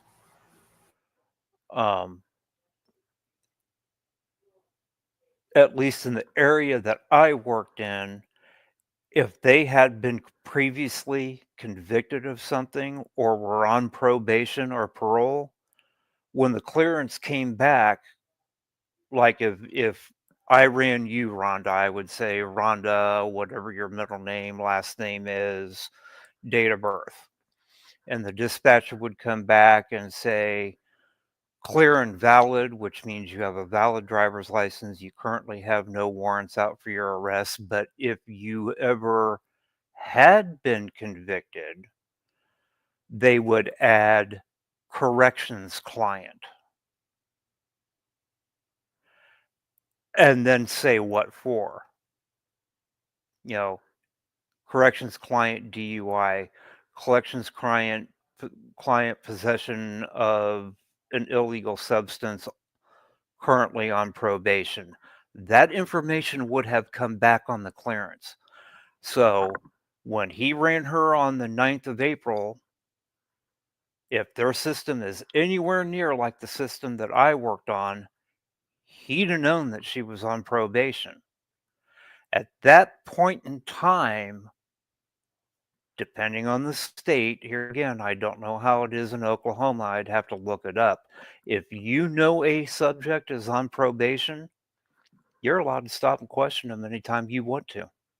You're allowed to Right. search them without cause anytime you want to. You're allowed to search their car anytime without cause Yep. when you want to, Their home, their because they are residence. on probation. Right. Yep. Yeah. Yeah, and So they can does come it into your surprise home and me he inspect ran the across home her without and a ran warrant. her again a couple of times? No, it doesn't surprise me at all. Hey, I know that person's on probation for drugs. I work in an area where there's a lot of drugs. If I see her, I'm going to stop her. I've already got a reason to. She's on probation, and I know that she's been known to use drugs. And distribute. Yeah. Yeah. Yeah, I don't, I know that, well, here in Utah, I know that, I mean, my youngest son, when he was on probation at one time, well, a couple times, but this particular time, he was on probation, and there were several times that his PO came to my home where he lived, and she was able to knock on the door and come in and inspect anything she wanted to, based on his probation status, Yep. without a warrant, without prior notification. Yep. So, When you're on probation, your Fourth Amendment rights go out the window because you are still technically under the jurisdiction of right.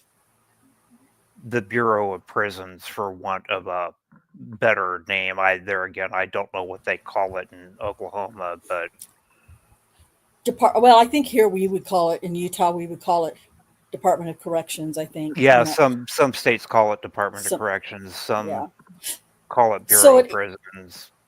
at any rate, the point is that, because Daniel has done, I mean, throughout the different accusers, you will see that they'll show you in the trial, in their exhibits, that he was checking to, most of these women, but not just these women. There were men, there were white women, white men, black men. It wasn't just these women that he was checking. It was just part of what he did when he wasn't on a call and wasn't doing, administrative work that he hated doing. He was checking these things because he wanted to be on top of it, and that was something that he had become, very, I don't know if interested in, dedicated to, maybe, since his time when he was working in the gang unit. So that was kind of where Daniel's focus was when he wasn't, doing his normal patrol duties and things like that. So, but everything Daniel did, the detectives made it appear that he was doing it for nefarious reasons. Every accuser, all of them. So, and we'll see that, coming episodes too. Okay, so Then she went to Janet Mansfield, Davis did, who is the supervisor over the crime, the CIU, to obtain which employees took the warrant request from Officer Holtzclaw. And then, she goes through all that. Very thorough with all that shit. And good. Good for her. I mean, if a normal investigation, then yeah, that's what we hope to see. And then she goes to Sergeant Joe Hill. He's the one who deals with all of the AVL/GPS information.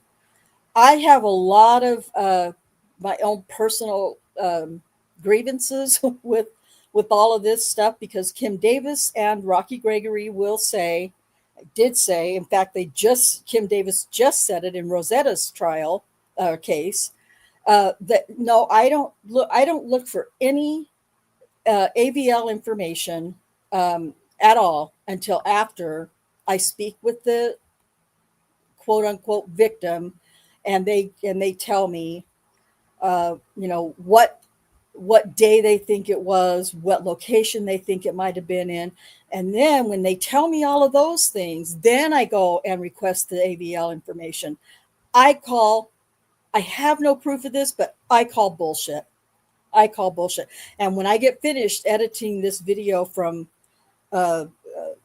Kim Davis's testimony from in Rosetta Great's case, I'm going to be showing you a lot of there's going to be some radio traffic in there, and that I could get my hands on. I couldn't get all of it. But, anyway, whatever comes up in that regard in Kayla's case, I will also be showing it in that trial transcript part. But she says that she never went to Joe Hill to get the AVL information until after the interview with the accuser, and after the accuser told them the day they thought it was, the location that they thought it was, the time of day that they thought it was.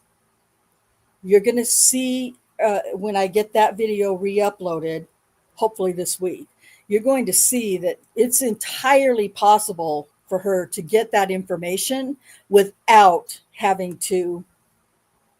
I mean, theoretically, all she needed was a date that she knows he ran one of these people to be able to go and get the AVL information. But she tries during the trial in Rosetta Great's case last week, 2 weeks ago, she tries to make it seem like, oh, I can't do that.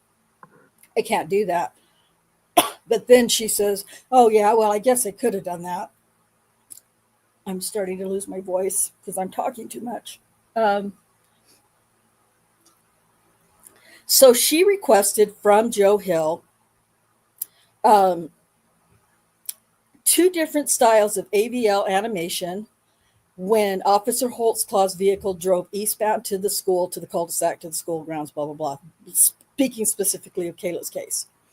The CIU radio traffic when Officer Holtzclaw checked Kayla for warrants. If I have that, if I can get that, I'll be putting that in the video in a couple of weeks.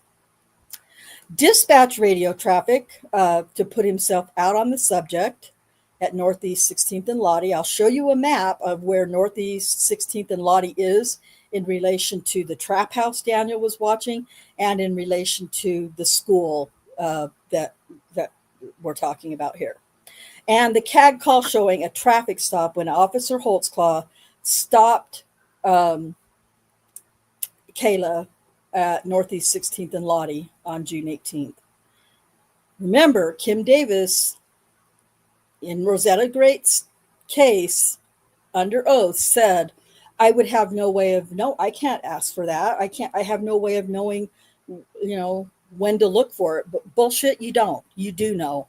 You know from the list that Musney gave you that you went to and researched every one of those women on that list, the date that he ran them, and the date that you could help them craft or reverse engineer an accusation against Daniel.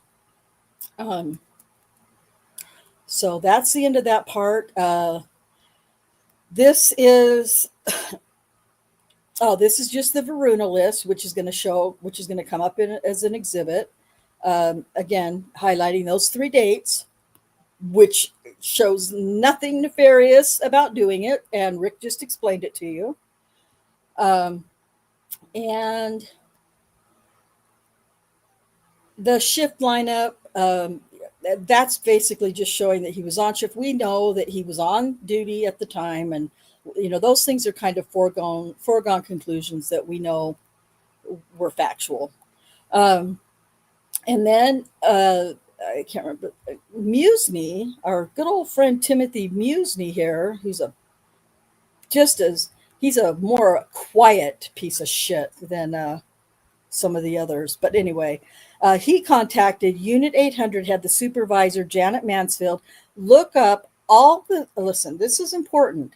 Look up all the women, all of them, that it's 2C45, which is Daniel's call number, ran through from April of 2014 to June 18th of 2014. She gave me a list and I began checking the names through our Varuna system to see if any of those persons checked had a criminal history. I was specifically looking for women. Pay close attention to those of you not familiar with this case. Pay close attention to this. Timothy Musney this is his report. I was specifically looking for women who had either a drug history and or a history of prostitution. I then made a list of women who I felt needed to make contact with to see if they were a victim of a sexual assault. After detectives went and interviewed a person on the list who stated she was sexually assaulted, we then went back and expanded our search and went back to January 2014. I then took those added names and checked them with our Varuna system to see if they had a drug and or prostitution history. The persons who fit this profile were added to a list to make contact with to see if they were a victim of sexual assault. Anger wells in me when I read that. Then this is the boyfriend, James Anderson, I think. Yeah, James Anderson. Davis spoke with him over the phone on September 17th, the next day. And he's currently her boyfriend. He's 41-year-old black male, known Kayla for 6 or 7 years. They've been boyfriend and girlfriend since they met. They've lived together for approximately 5 years, and they do not have any children together. He cannot remember the date this occurred. He said it was warm outside, and he thought it occurred sometime after 100 hours or sometime after 1 a.m.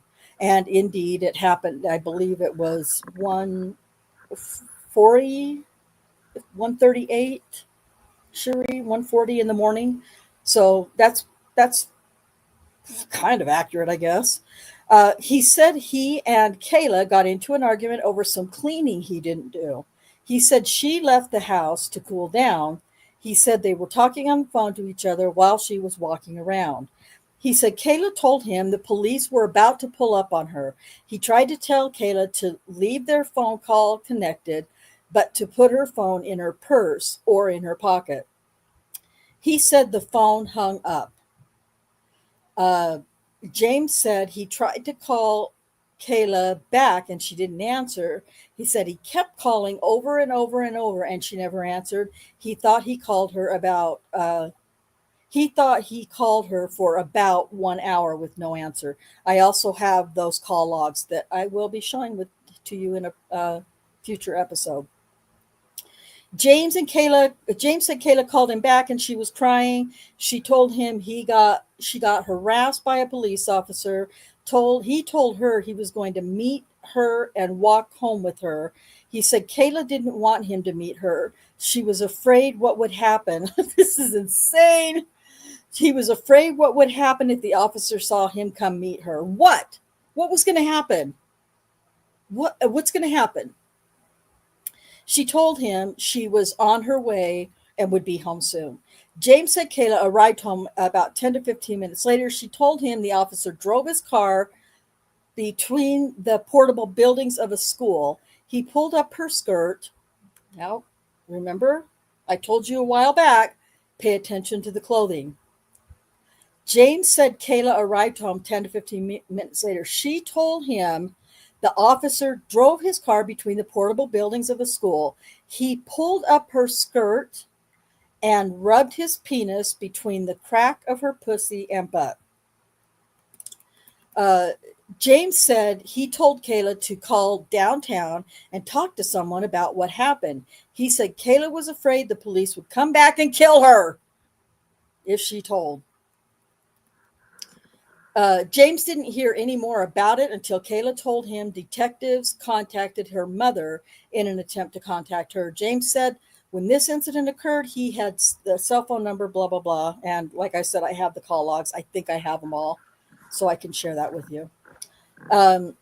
So she tells, according to him, she tells her boyfriend that she was sexually assaulted by a cop. He tells her to call downtown and report it. And she says, no, I'm not going to do that. I'm too afraid. And then they just drop it. The boyfriend just drops it and says, okay, that's what you want to do. Listen, not everybody is the same. Not everybody would do things the way I would do it. But come on, that just doesn't ring true or logical or commonsensical to me. Before you move on. Okay. How did Detective Davis initially try to find her? Try to find Kayla? Well, Kayla, she was on the list. She was on the list. And But so how going did by, she initially try to contact her? How did she try to physically locate her? according to Davis, she went to Kayla's parents' home, which was the last address on Kayla's information. Kayla is on probation, right? Yes. Go back to her boyfriend's statement. How long does he say she'd been living there? Yeah. Oh, yeah, I know. Yeah.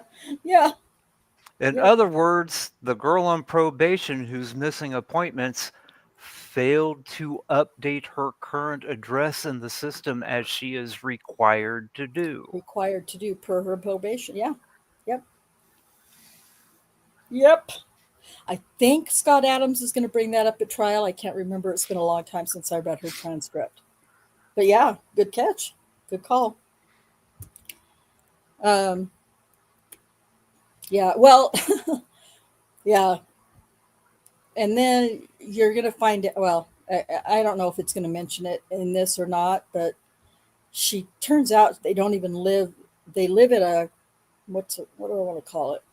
In a hotel room that is known for renting to,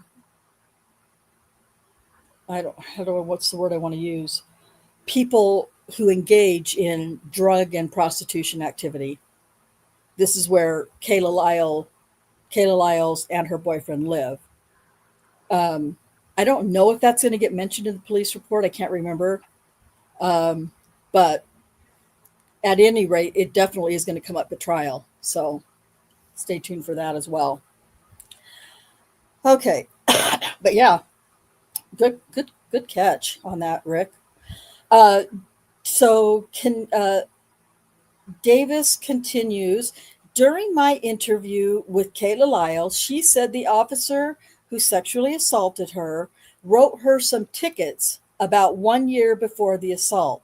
She said she didn't have a driver's license, and the officer wrote her tickets and let her go. Davis obtained copies of all Kayla's tickets. Officer Holtzclaw has never written a ticket to Kayla. In March of 2013, Kayla was issued 3 citations: failure to show insurance, illegal tag display, and no SDL. And And that was the only SDL ticket she had ever received, according to the records. Officer Alan Cruz wrote those tickets. Officer Cruz is assigned to the Spring Lake Division, second shift, which is the same division where Daniel was working. So, but she claims that Holtzclaw wrote her the 3 tickets. Now, a year earlier. Now, can we just say, well, give her a little bit of grace and say, well, she just doesn't remember the name of the cop. Sure, we can say that. Whatever. We can say whatever we want to at this point, because they sure as hell are. So at any rate, Daniel had never written Kala Lyles a ticket. This is the permission to do the buccal swabs. And now these are just going to be some tickets or some cases that Kayla caught various times, in her adult life, I guess. But I want to go through them, and really the cause for the ticket is not really my concern. This one particularly has to do with drug paraphernalia. There was a warrant issued. Okay. This one was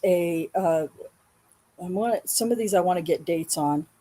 Failure to appear. And this was issued.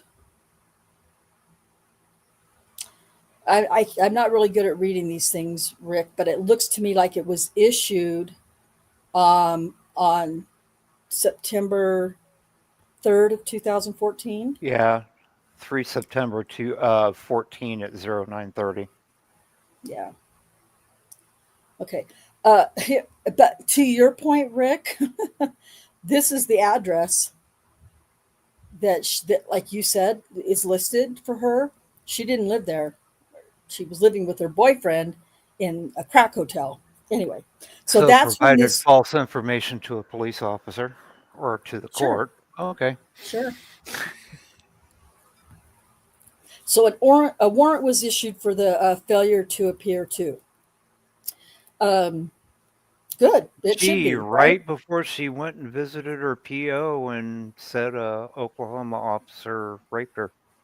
Yeah. Yes. Yeah. That's why I'm showing you these. That works, isn't it? Yes. That's why I'm showing you these, because there are some things to be considered with these things, right? So, let's see here. This date was failure to show insurance, which is the one that Kim Davis was talking about, on 3/26 of 2014. Oh, that certainly wasn't a year before. Right. And we know that it wasn't Daniel that did it. She pled no contest and still owes money, and they are giving her until October 2nd now to pay for that ticket. And that happens all the time too. Not saying that there's something nefarious about it. Just saying. This one is displaying illegal tags on the car. Also, the same day. It was written the same day. Pled no contest. Has till October 2nd to pay it. There again in February of 2014, so not a year before. Mm-hmm. Right. Same date. So all 3 of those were the same encounter, I guess you could say. So the same conditions applied. Now this is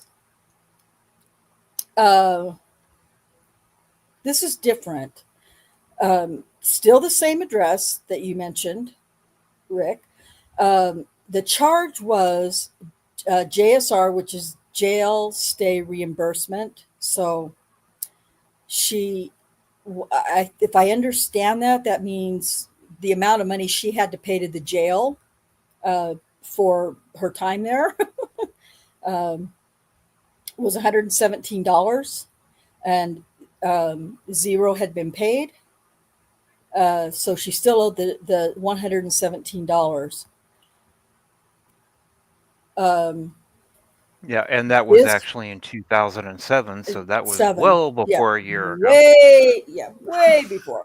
And I get it, probably something like that is probably not like, at the top of the list for things to, give a warrant for, but I don't know. We're talking about, the state here.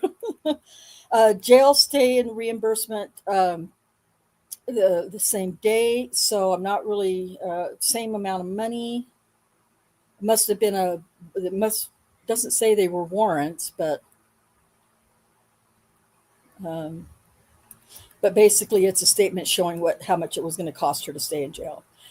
Same thing here. This one is for again in 2007 jail stay fee, and a jail stay reimbursement for 2008 December. All of these different times that she's gone to, basically each of these different dates are different times she's gone to jail, if I'm not mistaken. And she hasn't paid any of those from 2008, 2007 or 2008. Same thing, 2010 hasn't paid the jail stay fee. 2014 July. Hold on, let me just back up just a little bit here. This one is July 18th, 2014. Daniel was put on administrative leave exactly a month before this. And again, she hasn't paid anything. She still owes that money. That's a jail stay fee. I don't know what happens to those. Like, what do they just let those go? Because hers are going clear back to 2007 that she hasn't paid. I'm just putting this out there. So are those just going to go away now? Are they just gone? Like disappear? Oh, I'm willing to bet they dismissed them all after she got involved in Daniel's case. That was probably how they got her to testify. Yes, thank you. This one is on July 17th. So, a month and a day before Daniel was put on administrative leave. This is a felony, I think felony 5. No, it wouldn't be a felony. It's a misdemeanor, I'm sure. Yeah, But violation use of a sidewalk, whatever. Whatever that. I don't know. she She was walked on the looking for street instead of the Johns on the. sidewalk. Yeah, She was looking for probably. Johns on the street corner. Right. So they declined to file that one. Fine, whatever. Then this one was something control. At any rate, 2006, she pled no contest and paid a fine, and the case was closed. She paid $532. AP1 Act, physical control. I wonder what that is. Keep going. I'm just going to look that up for my own education. Yeah, well, I'd like to know too. I'm just curious. Looks like a misdemeanor, maybe. I don't know. This one is April of 2010. Drug paraphernalia. She paid the fine of $305, and the case was closed. And then this is the Varuna stuff. Now this is so nefarious. This is Varuna, where it shows all of the people that Daniel ran, at least from when this one started, April 30th of 2014. And we know this name, Shardarian Hill. She's an accuser. Shondell, Kala Lyles right there on May 6th,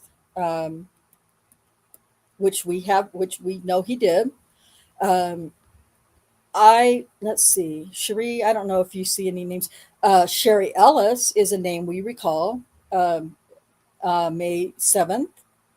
and then again on May 7th. And I think there was one more on May 8th for Sherry Ellis, because Sherry Ellis was, busy walking around and spending time on the streets in the area that Daniel patrolled. So we recognize that name as well. And then Terry Lynn Morris, this is huge right here. Terry Lynn Morris is huge accuser in this case, which goes way back to, I think it goes right after the Janie Liggins series. Crazy way that Rocky Gregory and Timothy Musney turned this one into an accuser on a completely different day than you just have to go back and look for it, because it's too much information to try to deal with right now. My point is, when you look at this, I'll zoom out just a little. Well, I don't need to zoom out. When you look at this, it's not just these women. There are men. Carl Robinson, I think, is possibly a man. Paul Berube is probably a man. At any rate, they want to make it those women that he did inquire about for Varuna. They want to make it look nasty and dirty. All this is showing is that Daniel, this is a dispatch call log for the date, and 2C45 is, I don't see a dispatch call on here for Daniel. Yeah, go back up. I mean, I know. Oh, there it is. C45. They say it differently, different places, so I can never remember. But she was clear. She came back clear, like we know. And same thing. This was radio, and this was, These are all the different officers that night that called dispatch for whatever reason. C45, Kala Lyles, 1114. She was cleared then, like we know. We already know that. And then this is Sherry. This doesn't look familiar to me. Is this this is like a, at any rate, it's another tool used by dispatch or somebody. This is the incident report. We know Daniel didn't. These were incident reports. Those were always just automatically done.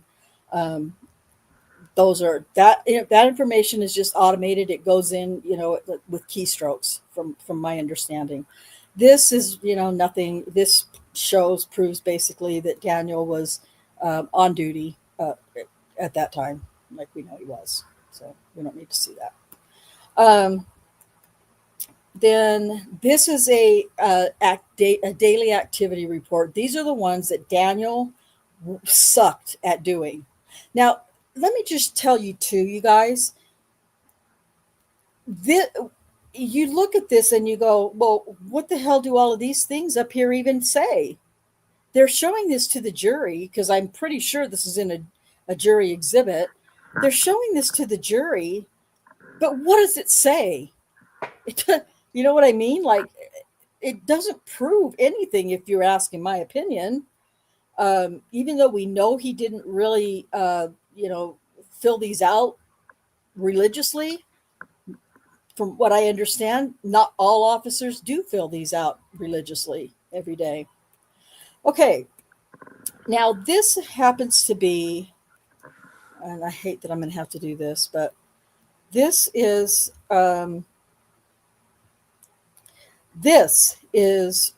of the AVL maps that Davis obtained. This over here is the park that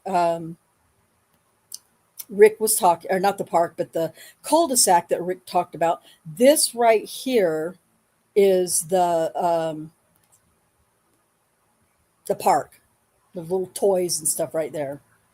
And then Delete that. I have now this is, and the thing that's really frustrating about these, there's not like a real, they don't really present as far as an exhibit full pictures of you know what they're trying to tell you need to be paying attention to. So these are the buildings. This actual building right here, if I'm not mistaken, it also goes around, from what I remember. Sherry, can you remember when we were there? I think this building, it goes around here.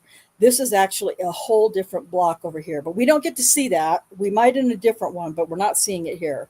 I do have an AVL map, or not, Google Earth Pro map of it, though, that will show all of it to you eventually. At any rate, that's what, and these are just the dots here of the times that he was stopped. Again, I'll be pointing those out later as well. Okay, keep that up there for a second. Keep that up there for a second. Yep, I am. Okay. She said in her statement to the detectives that he drove her between the buildings. Please show me a dot showing his unit stopped between the buildings. Oh, they have an excuse for that. And according to Brian Bates, it could be legit, but the AVL maps, this is why this is also so, just another reason why this is so nefarious. Over here this is a curb. We actually went into this cul-de-sac and drove up on it and everything. Not that big of a curb. But according to Brian Bates and according to the people in the law enforcement departments, the AVL won't pick up a location for a patrol car unless it's on a road type. Basically, there is no way to prove that he was ever in this area. There's no way to prove that. We know that he was here in the cul-de-sac. Oh, I'm up on the wrong thing. We know that he was right here on the cul-de-sac. And we know that he drove through the school, through this little cul-de-sac here. We know that he did drive through that and then ended up over here. This street right here going north and south is Miramar. And we know that he picked up over here again on the street. But there's no way AVL or GPS doesn't allow to pick up anything that isn't actually on a, I don't know what the words are, Cherie. Maybe you do, Rick, but it doesn't let them pick anything up. They can't show whether or not he was there ever. All they can prove is that he was over here in the cul-de-sac, and I have already done really detailed maps of this that will come up in a future episode, where I'm going to highlight all of these things in colors and all kinds of data. I'm going to fix it all so you guys can all see for yourselves exact dates, times, knots per hour, all that stuff. But this right here is the time that he was in that cul-de-sac that the AVL picked up. And then when it picked up again, and Brian Bates on Sherry Ellis's episode in his podcast, Brian Bates did really, really, really good deep dive analysis on what happens between this spot in the cul-de-sac and this spot over here when he snaps back out to the street. There are logical reasons for why Daniel might have, went down 18th and Highland here. This is 18th Street over here that you can't see right now, but this is 18th Street. There are logical, legitimate reasons for why Daniel and or any other officer and or any person driving a vehicle or walking would go from here over to this street over here on Miramar. Rather, it's shorter. It's just a shorter distance. If you cut down 18th or you're near 18th and Highland and you want to get over here to Miramar for whatever reason to go north or south, it's a shorter distance to drive from there over to here than it is to go around the block and make all the could be determined to be unnecessary uh, miles and moments. You know what I mean? So, Yeah, except looking at this, it appears that that's what he did. what? Because that black line shows the line of travel, right? And Yeah, then the points yes. are where he stops or goes below a certain speed. Hmm. Okay. Yes. Well, look over on Miramar. That line of travel goes from the top to the bottom. If I'm Let's reading see. this correctly, doesn't that mean that he traveled along that line and those were Yes. points that were picked up on it? Yes. Okay, well, if he went in that cul-de-sac and then, as speculated, cut through the grass to get over there, wouldn't that black line on Miramar simply pick up where he exited the grass onto that street and started driving down the street? Well, whoops. But that's interesting. He basically did. That's exactly what he did, basically. But they're not. But they're not showing you that in the exhibits and in the trial, if that makes sense. Yeah. And I haven't looked at Kayla's in a long time, over a year. So I can't really, probably close to 2 years actually. I don't know all the times and everything from, the time he's over here in the cul-de-sac. And I mean, let's see. So at 135, it looks like the first point measured here is 135.45 at 6 knots. And then at 136.03, 11 knots. And then 136.10 is 9 knots.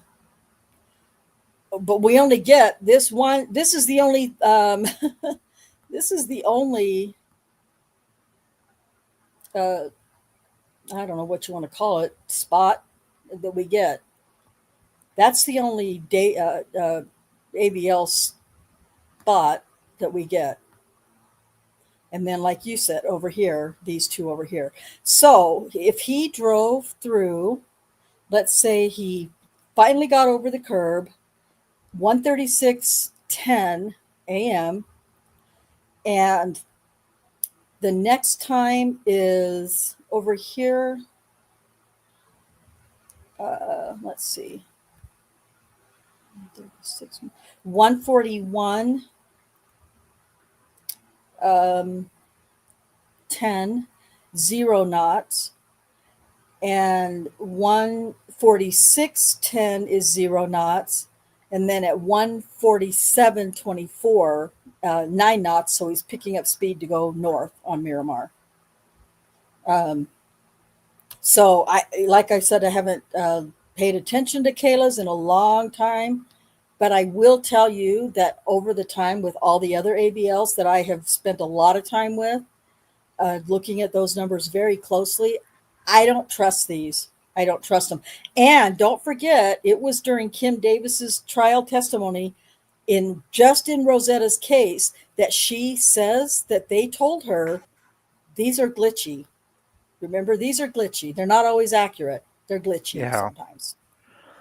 So we'll see. I'll see, because I'll see, and I'll be coloring this all in for everybody, and I'll be finding out if there's any discrepancies. These are the same thing, just um, Okay, I don't. They those are the lines without the map, right? Yes, So yes. This they is the took those and overlaid them onto a photograph, and we have no idea when that photograph was actually captured. exactly. That's my opinion. That's my opinion, and perhaps yours as well. It sounds like maybe. Oh, yeah. There's got to be 1,000 places in the United States minimum where I could take those graphics and overlay them on a map and they fit. I agree. That's not what they're going to tell. That's not what the the evidence that they're going to present is going to say. But now no, this is, this is, again, I haven't looked at this, so I'm really not sure. And like you just said, this could be anywhere in this entire country that this is overlaid, because we don't know. All we know are Daniel's call numbers, the date, the time, and the speed, the knots that he was traveling. That's it for 3 points on that one. There might be another one that shows more, but that's what we get with that one. I don't know where this is. I don't know what this street is versus what.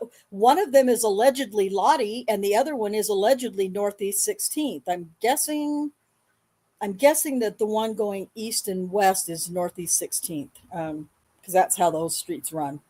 But we don't know that. I can't prove that to a jury, because there's nothing there that says that proves that. Right? Here either. We have lines, just lines, same thing. And that's it. That is the police report. So,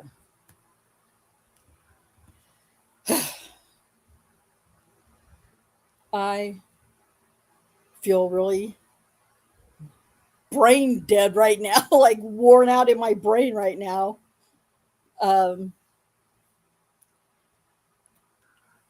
Yeah, Sherry, Rick, what do you guys got to say? I posted some questions, like you probably gotten to most of them, but if you see any questions in the private chat that I put in there and you haven't addressed. Okay, let's see. and I posted what that charge was. Oh, in That the private AP, chat? Okay. AP1 physical control. Okay. Awesome. All right, let's see. B-Torn, was this during the height of Me Too? Yes, B-Torn, it was during Me Too. Well, yeah. Oh, gosh, I always get confused. I believe it was during the riots, like the BLM, when that was getting hot. But the Me Too, I looked it up. It started actually in 2006, but it didn't really get strong nationally until 2017, which would be after. But right. Okay. And then B-Torn asked, wasn't OKC also in the news for killing a black teen? They stopped walking down a dirt road. I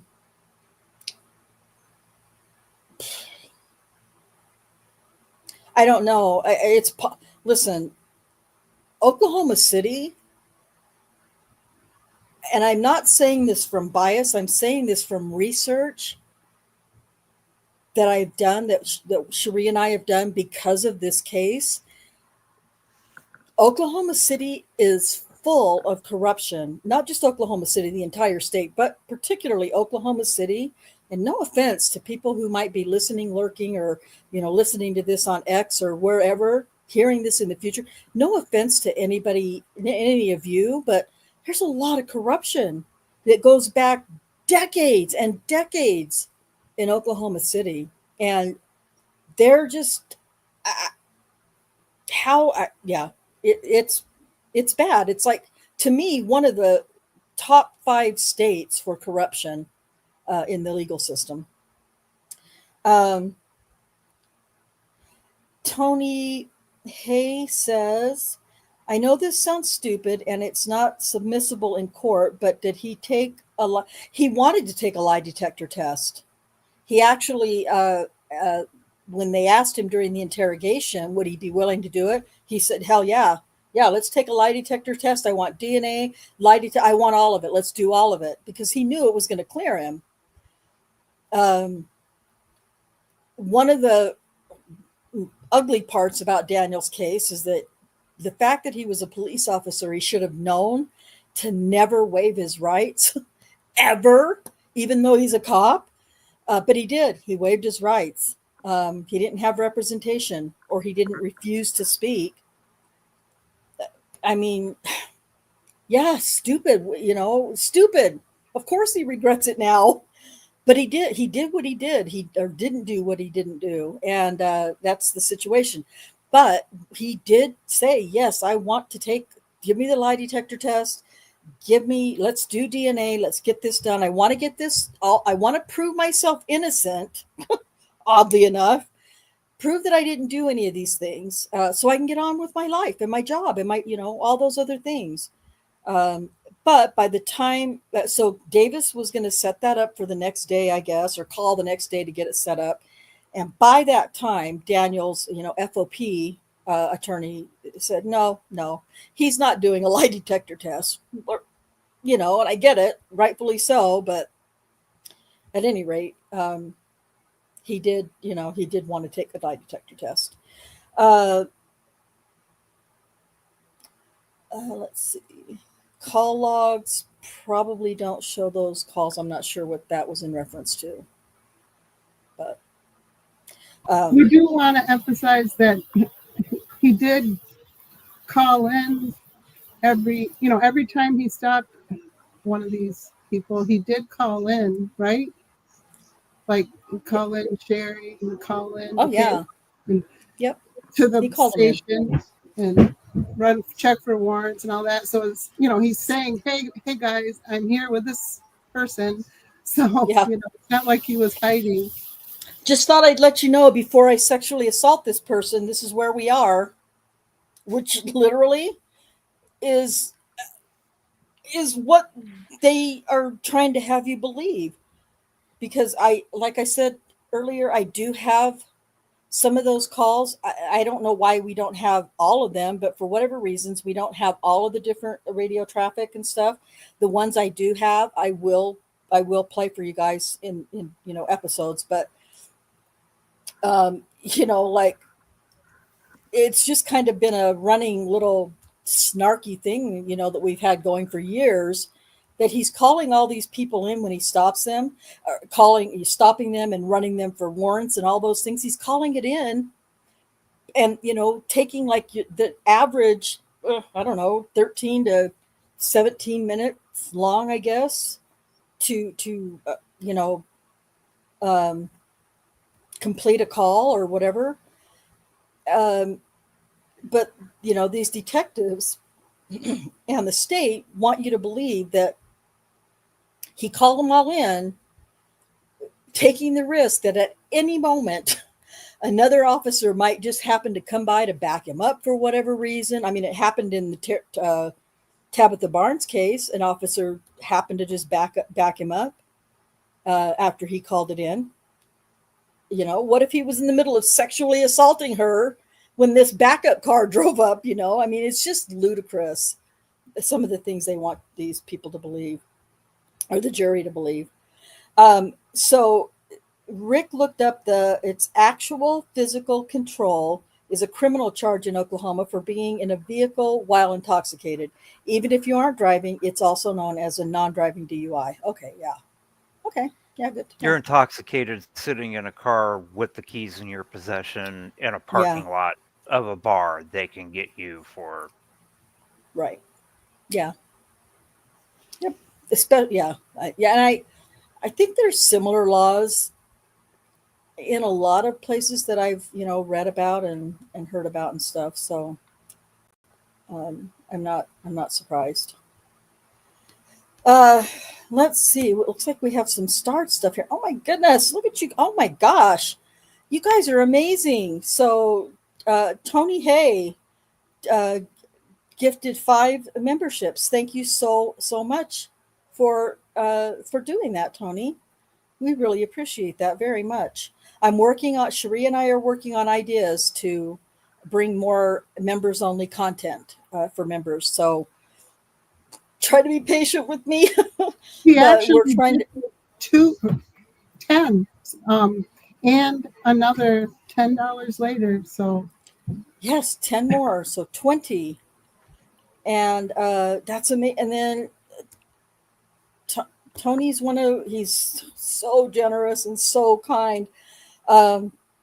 So the comment, did he accept a guilty plea Did he take a lie detector test? I just need to know where she offered a lie detector test. I know they're not cementable in court, but I would like to know. So he did want to take a lie detector test. There were no plea deals ever. So, but he wouldn't have taken a plea deal. Dan, he was not going to take a plea deal for anything, for something he didn't do. So, but there were no plea deals. They had every intent. They didn't want to, merely find justice or whatever for these alleged accusers. They wanted to put Daniel in prison as a serial rapist, a serial sexual assaulter. That's why he's in prison for 263 years. They didn't want to give him a plea deal for anything. Jennifer, thank you so much. I appreciate your donation, and thank you for the compliment. I don't feel at all like I'm reading greatly or presenting greatly because I get so scatterbrained. So your vote of confidence is very encouraging. Thank you. I appreciate that, and thanks for the donations from you and Tony. You guys are amazing people. Okay. Wow. Lots of information in that little, well, I guess when I add in my parts and, Rick is contributing and Cherie's contributing, it, makes it a little bit longer, but there's a lot of information really in just 41 pages of that police report. A lot of information in there that you're going to find pretty much all of it very relevant when you hear the preliminary transcript next week and then the following weeks when we hear trial testimony. It's going to be fascinating. You guys aren't going to want to miss any of that because it's fascinating and it's vile and foul and disgusting and horrible things. I mean, just with those few things in the police report that you heard, the words I had to read out loud because I don't want to shy away from anything. I want to give you the exact information the way it's written. It's going to get worse. It's going to get worse. I promise. So hopefully you're going to still, want to be here for it. And it's kind of like what is that thing they talk about, a train wreck or a car wreck? It's kind of like driving by a train wreck. You don't want to look, but you can't not look. You don't want to hear this horrible case, but you can't not hear it, kind of thing. So at least that's how I feel. Tony with another $5 donation. Thank you so much. Yeah, bring it to Trump. Well, none of it's federal, so there's that. These are all just state charges. So although there is a case in the two that I know of. Cases in the Supreme Court right now out of Oklahoma City, like specifically Oklahoma City. So, and that's not for nothing. There are reasons for that. I know there's other cities and other states that are in the Supreme Court. I get it. But to me, that's a pretty big deal. So thank you, Tony. It could eventually, when he exhausts his state appeals, be appealed to the federal level. True. That's true. That's a separate system from the presidential pardon, and the pardon authority for the president is specific to federal crimes. Right. Federal crimes. Exactly. Yeah. It's not about where the case is, but what the crime is. Mm-hmm. So, yes, thank you for clarifying that. Oh gosh, you guys are fabulous. I'm loving so much all these comments and questions, and I want to not miss anything that is being asked or said because I feel like anything you're saying or asking is very important. Let's see. Oh, thank you, Jennifer. That's because you just love me anyway, no matter what. Thank you so much. And Jennifer is Jennifer and Rick both are, they read transcripts for us. We kind of got that narrowed down. I think you're going to enjoy. Not that none of the others have been great and informative, but I think you're going to enjoy how we're starting to break down different people in this trial, voices and whatnot. So anyway, that's coming next week. So, and I didn't, let's see. Liam, hey, it's great to see you. That's okay. Sometimes replay is better because you can just skip past my, frequent ramblings that become redundant. So, Muffin, I didn't get to see you earlier. I'm really sorry that I didn't see you, but have a great night. And my prayers and my heart are still with you. My thoughts, for peace and comfort. Thank you for taking the time to come in and support today. Under your scars, it's insane and so corrupt. So many supposed victims lied and got removed. Someone could murder an entire bunch of people and have less time. Pedos too. Sick.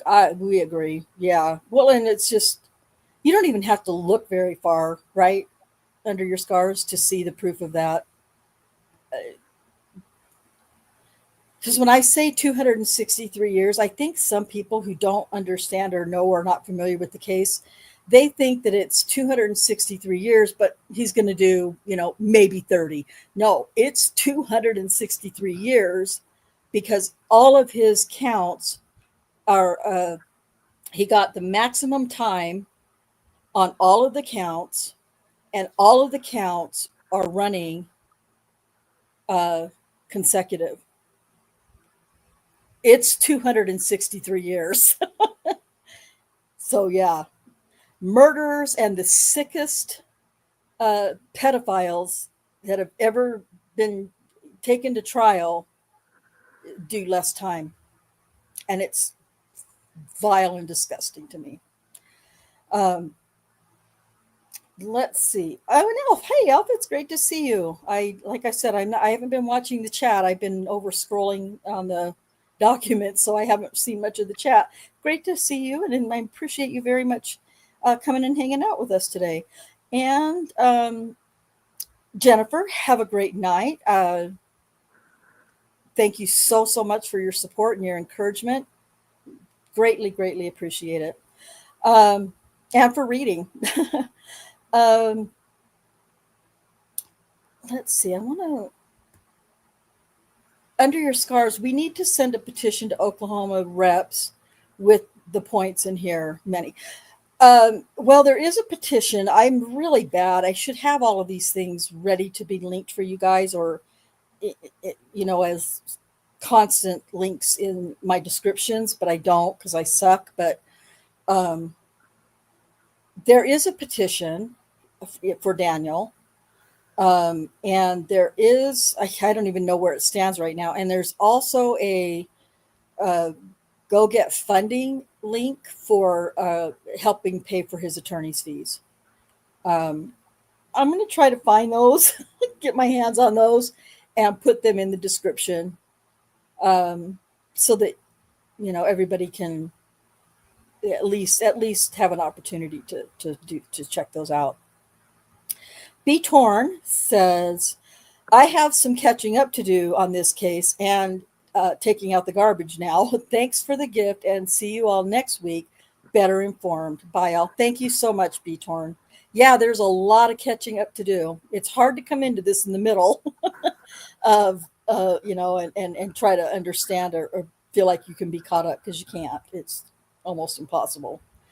I think I'm getting better. Go ahead, Rick. And for the new people, Rhonda hasn't mentioned it yet. There is a Discord server specifically for this. So Yes. if they could drop I can drop the link now. I forgot about that. I'll drop the link in the chat real quick for the Discord server. A lot of this past information is archived on the Discord server. Yes.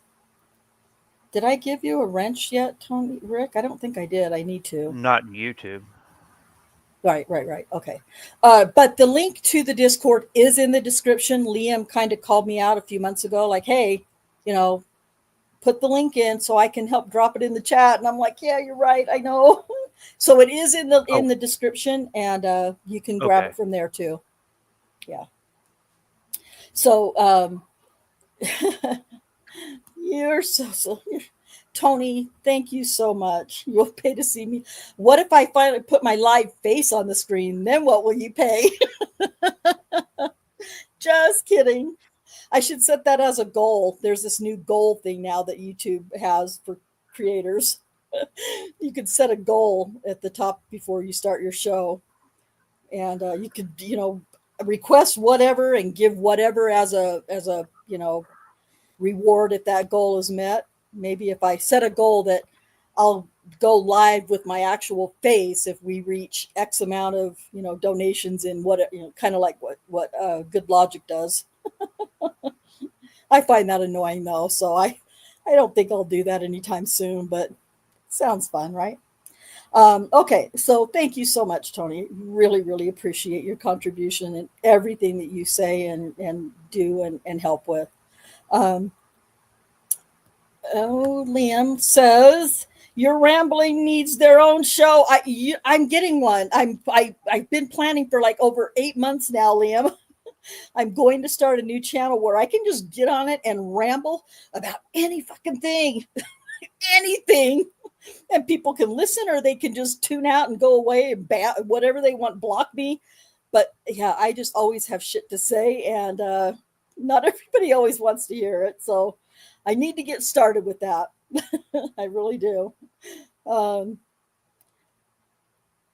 Let's see. The RP game says, I don't replay to avoid your ramblings. Sometimes I replay to rehear your ramble. That's awesome. I appreciate that very much. Thank you. So let's see. Oh, look at that. Sherry dropped the link for the change petition for Daniel. Thank you so much. And then also Liam dropped it. Drop it as many times as you want to. And Liam also go ahead. Liam's was for the go get funding for his legal fees, I think. Yes. Okay. Yeah. Also that. So yeah, if you're interested in trying to help, listen, Daniel's in post-conviction right now, and try to imagine an attorney coming in to this case green, like completely cold, and trying to put together a post-conviction case. Cuts so much. I believe the term is clusterfuck. Yeah, there you go. Absolutely. That's absolutely right. Just Dawn Soulless Ginger is another one of my great, amazing friends who always is encouraging me and always spreading sunshine. And I really appreciate you. No, you don't. That's okay. You don't need to apologize for being late. You just do what you can do. Like I said, just your hugs and your hearts and your smiles are encouragement and helpful. So, Tony, I just want to see you. Well, thank you. I appreciate that. Kind of weird to put a voice to the name from other chat groups, right? Thank you, Cherie. Drop the link for the Discord in the chat so you don't have to look for it. You guys are awesome. Thank you, Liam and Cherie, for dropping all those links. I really do appreciate it. Tony says, your show is so informative, and I also get to see all my friends. How great is that? I agree. And I'm glad that all my new friends are coming over here and, and taking an interest in this case. I really am. So I thank you all as well.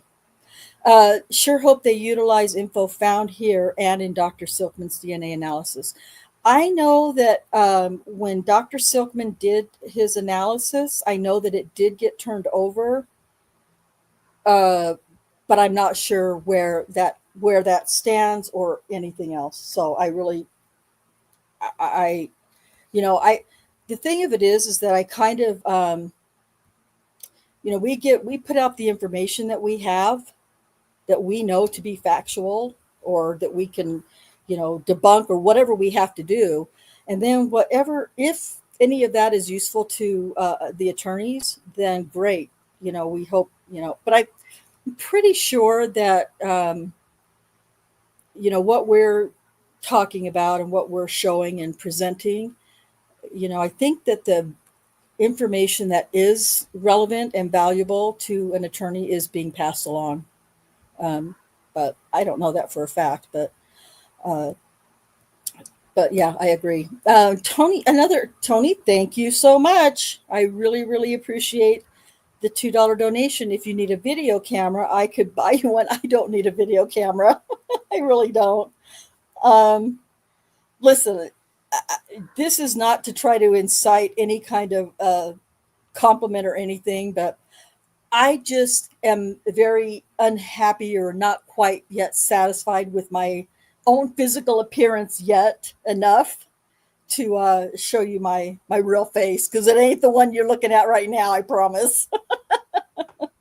But you know what? The words and the voice and the passion and the dedication and the love that coming from the words, that's all real. So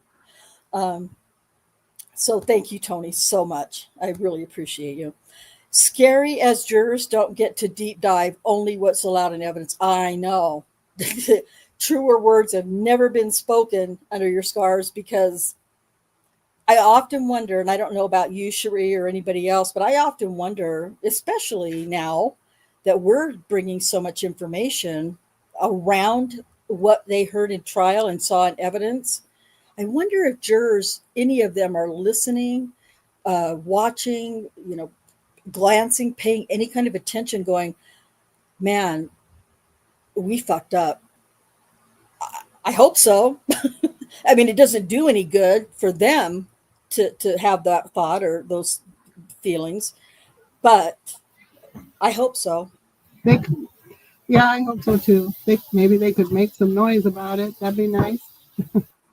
Right. Absolutely. Okay. Liam and Sherry are doing great, dropping some really great informational links for you guys. I did put several links that I want to keep as standard links that are in the description. I will always keep those in the description from now on. And so, you can also go there to get information. The Michelle Malkin stuff is fabulous. Thank you, Liam, for posting that. But not just the Daniel in the Den, but also Michelle Malkin's 2-hour-long interview video that she did with detectives Kim Davis and Rocky Gregory. Fascinating. And Liam just dropped the link for that one too. Fascinating. So, you just those are just some basics that I always like to recommend. If you haven't, I don't know if I have this in the description. I think a lot of people have seen it or know where to find it, but also the interrogation video. And I just recommended the interrogation video to everybody yesterday in those of us who are reading and recording transcripts to watch the interrogation video, because I don't know. It's just, in my opinion, it's how law enforcement conducts interrogations. I get that, but it still doesn't lessen for me how disgusting and, inappropriate I feel like a lot of the commentary was during that interrogation. Excuse me. So, yeah, check that out as well. Let's see. Me? Oh, dude, I've got a face for radio, please. That's me, a radio face. That's what I have, a radio face.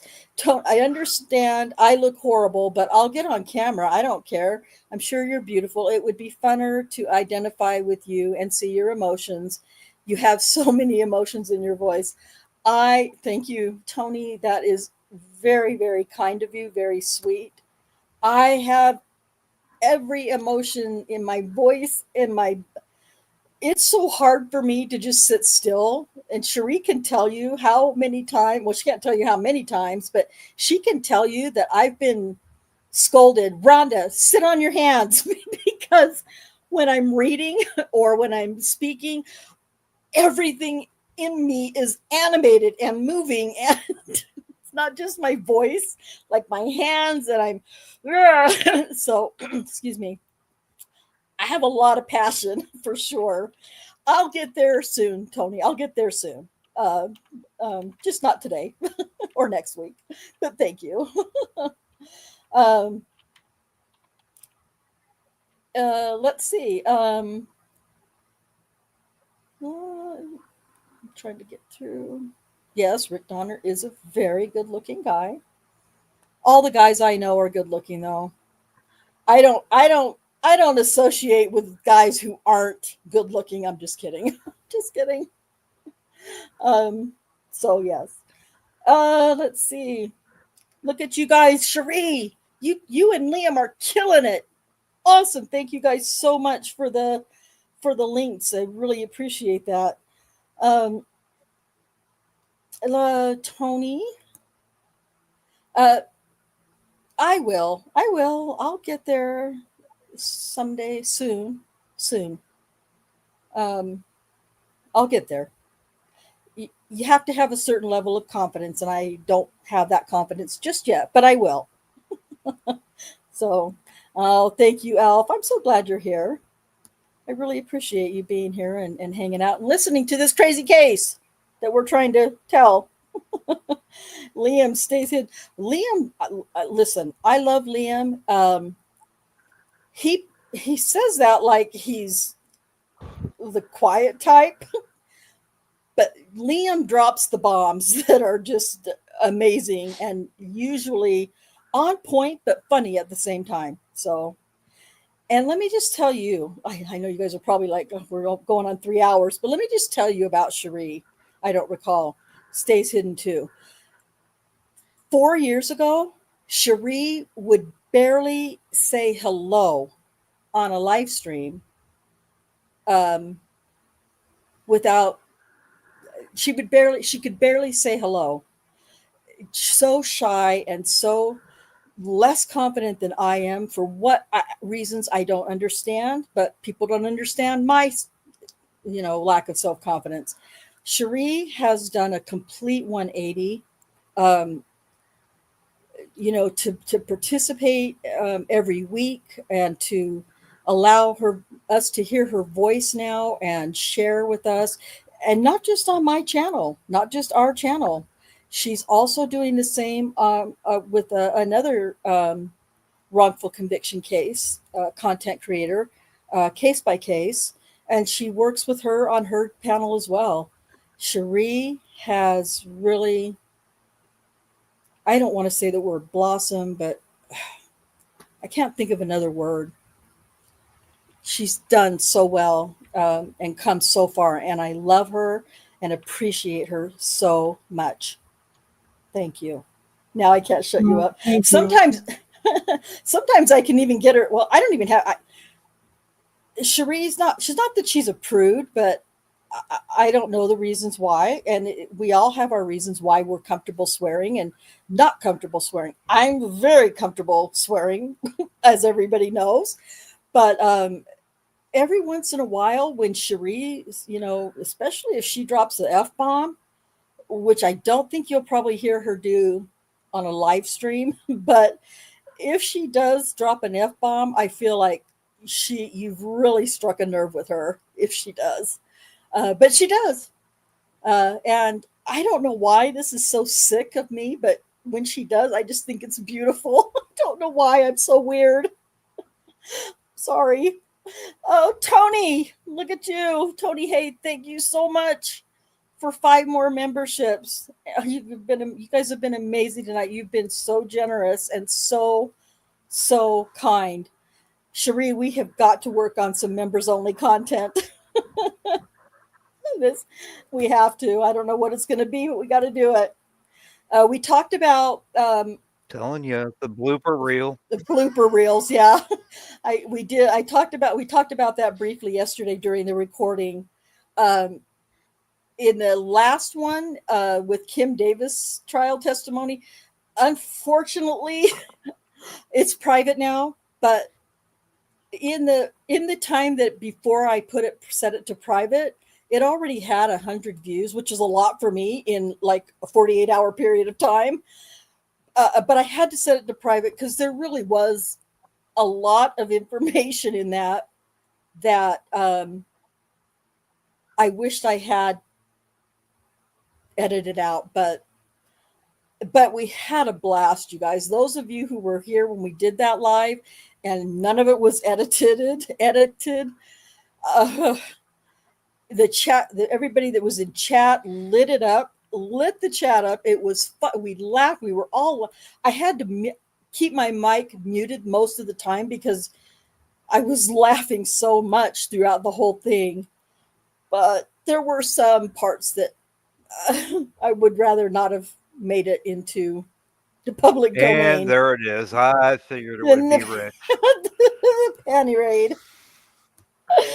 If you know, you know. If you heard the video before I made it private, you know about the panty raid. Oh my gosh, it was insane.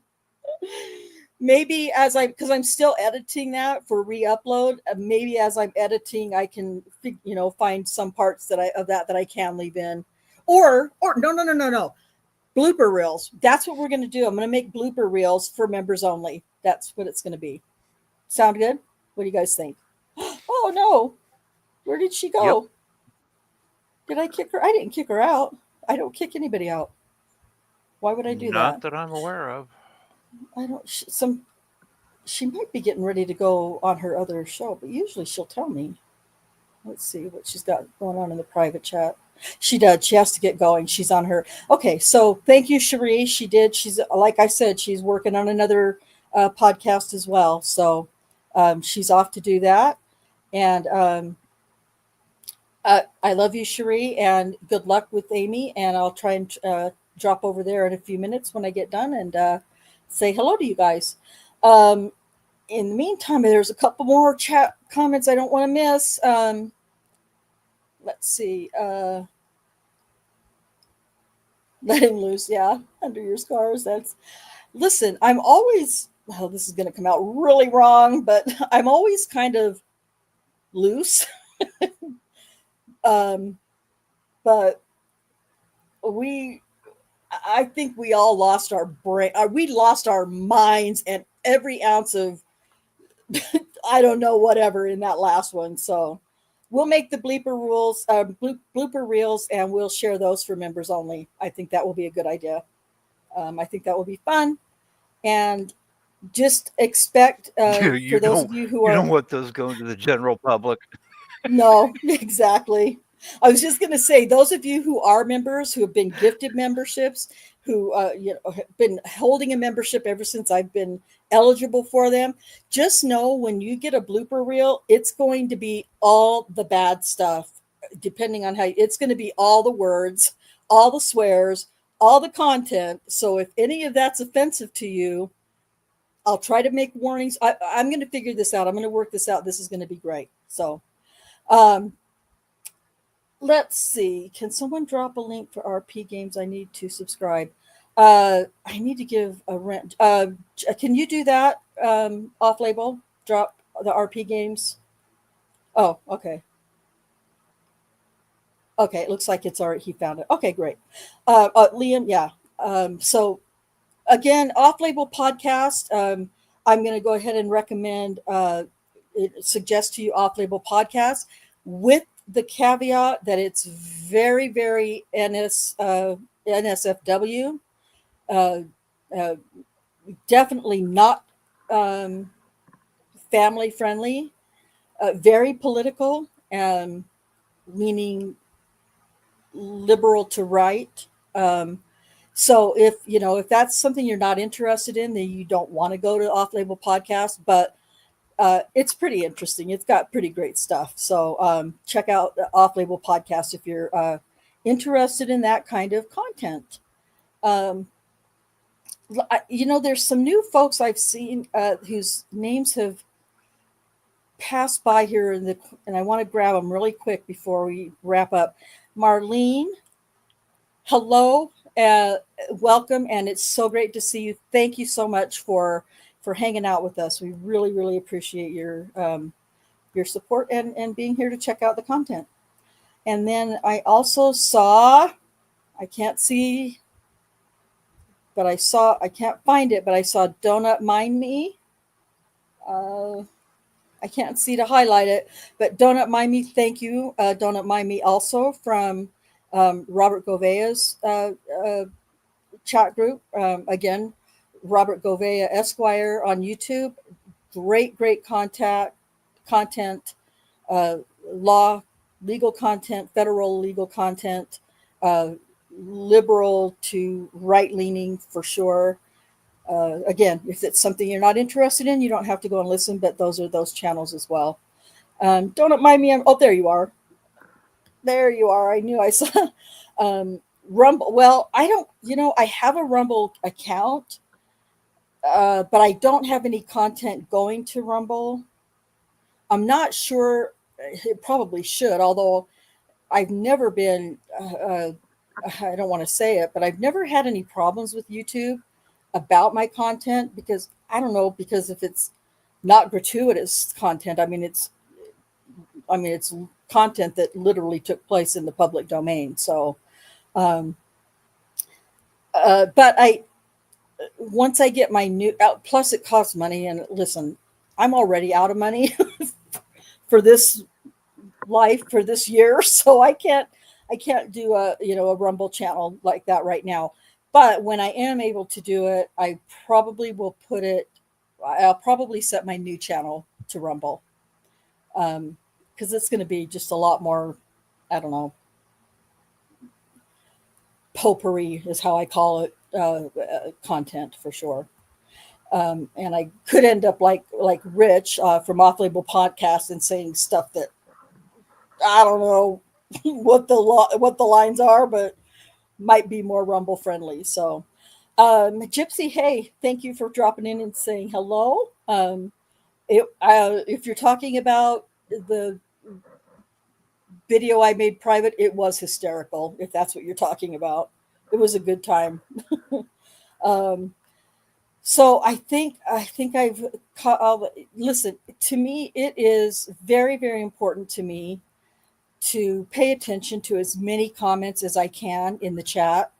I often can't do it just because I'm usually scrolling, and so I can't usually pay attention. But it's very important to me to acknowledge people in my chat. You're taking your time to be here and to, make a comment, no matter what it is, even if it's just to say hello. I always try to make sure I'm paying attention to that.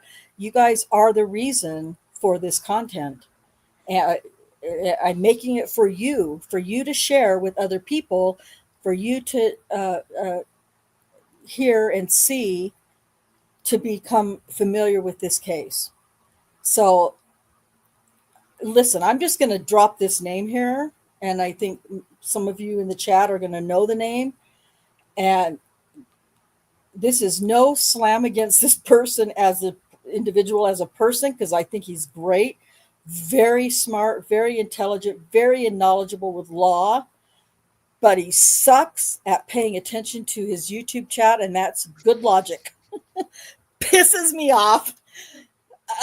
If you pay, now listen, I'm going to pay attention to your comment, whether you donate or make a donation or not, because you're just that important to me. And I realize Joe's got a lot more subscribers and a lot faster chat than I do. But listen to me when I tell you that it pisses me off when somebody like me, who can't afford to make the super chats and stuff, it really frustrates me when I have something important to say, like, valid, that's, I think he or most people might want to, and he just blows right on by. And I tag him. If it's something that I want, that I would like for him to see, I tag him. And he still just, I think it's just rude and disrespectful not to pay attention to your chat. Unless it has a dollar sign attached to it. That's just me. But I love Joe. He's a great guy. All right. Oh, goodness. You guys are so amazing. So many more people are popping in.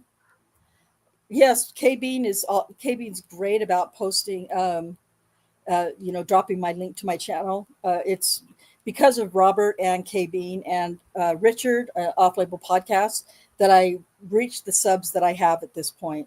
When I started today, I was at 709 subs. Little bit less than a month ago, I was at 642 subs. So I can't tell you how much I appreciate you guys.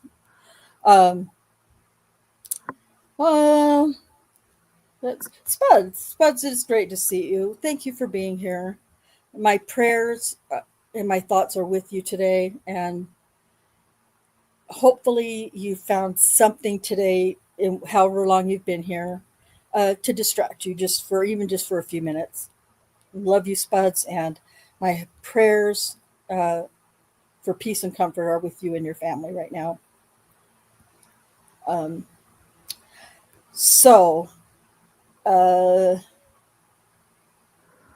RP Games, Joe's pretty bad at keeping up with the chat. Listen, RP Games, he's not pretty bad at it. He just doesn't do it. He doesn't do it. So that's just it. He just doesn't do it. And screw him. Clearly, I'm still bitter about it, but screw him for poo-pooing my emojis that I made for his channel. I don't know what he's expecting. Is there a professional somewhere who can do better than I did? I don't know, but whatever. I deleted them all. He's got the ones I sent to him originally, the ones he requested. I deleted them all. I'm not sending them to him now because he was a jerk, but whatever. So let's see. I saw another name drop in. Laurel. Hey, Laurel, it's great to see you. Thank you so much for dropping in, saying hello, and gracing us with your presence. It's great to have you here. He's paying more attention to the ghetto. He's paying more attention. That's fine. That's good. I mean, yeah, if you got to listen, if you're going to run on Rumble and Locals and YouTube and Twitter or X or whatever, you need to be willing to, pay attention to all of them in some way, shape, or form. Robert does it every day, twice a day, very well. So it can be done. I love Joe. I mean, I've been watching Joe since I don't know how long.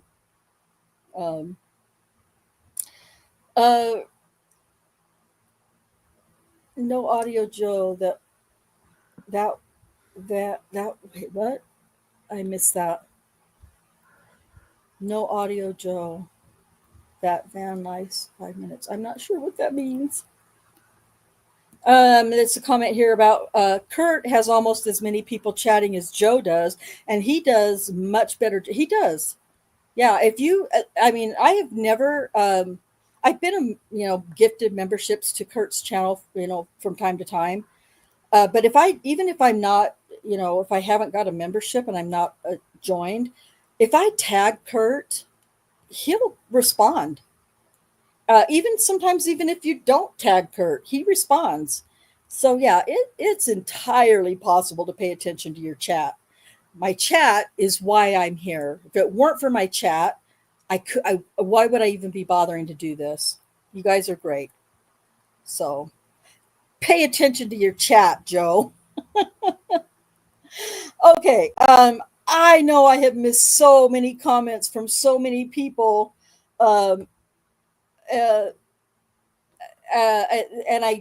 not that I have, just am blowing you off. I've been here over 3 hours now. I don't like to do that to you guys, but I'm so grateful that you're still here and still listening. But I have a lot of editing to do and a lot of blooper reels to work on. So I'm going to go ahead and I think we're going to end this for now, unless we have any other questions from the chat. Rick, do you have any final comments?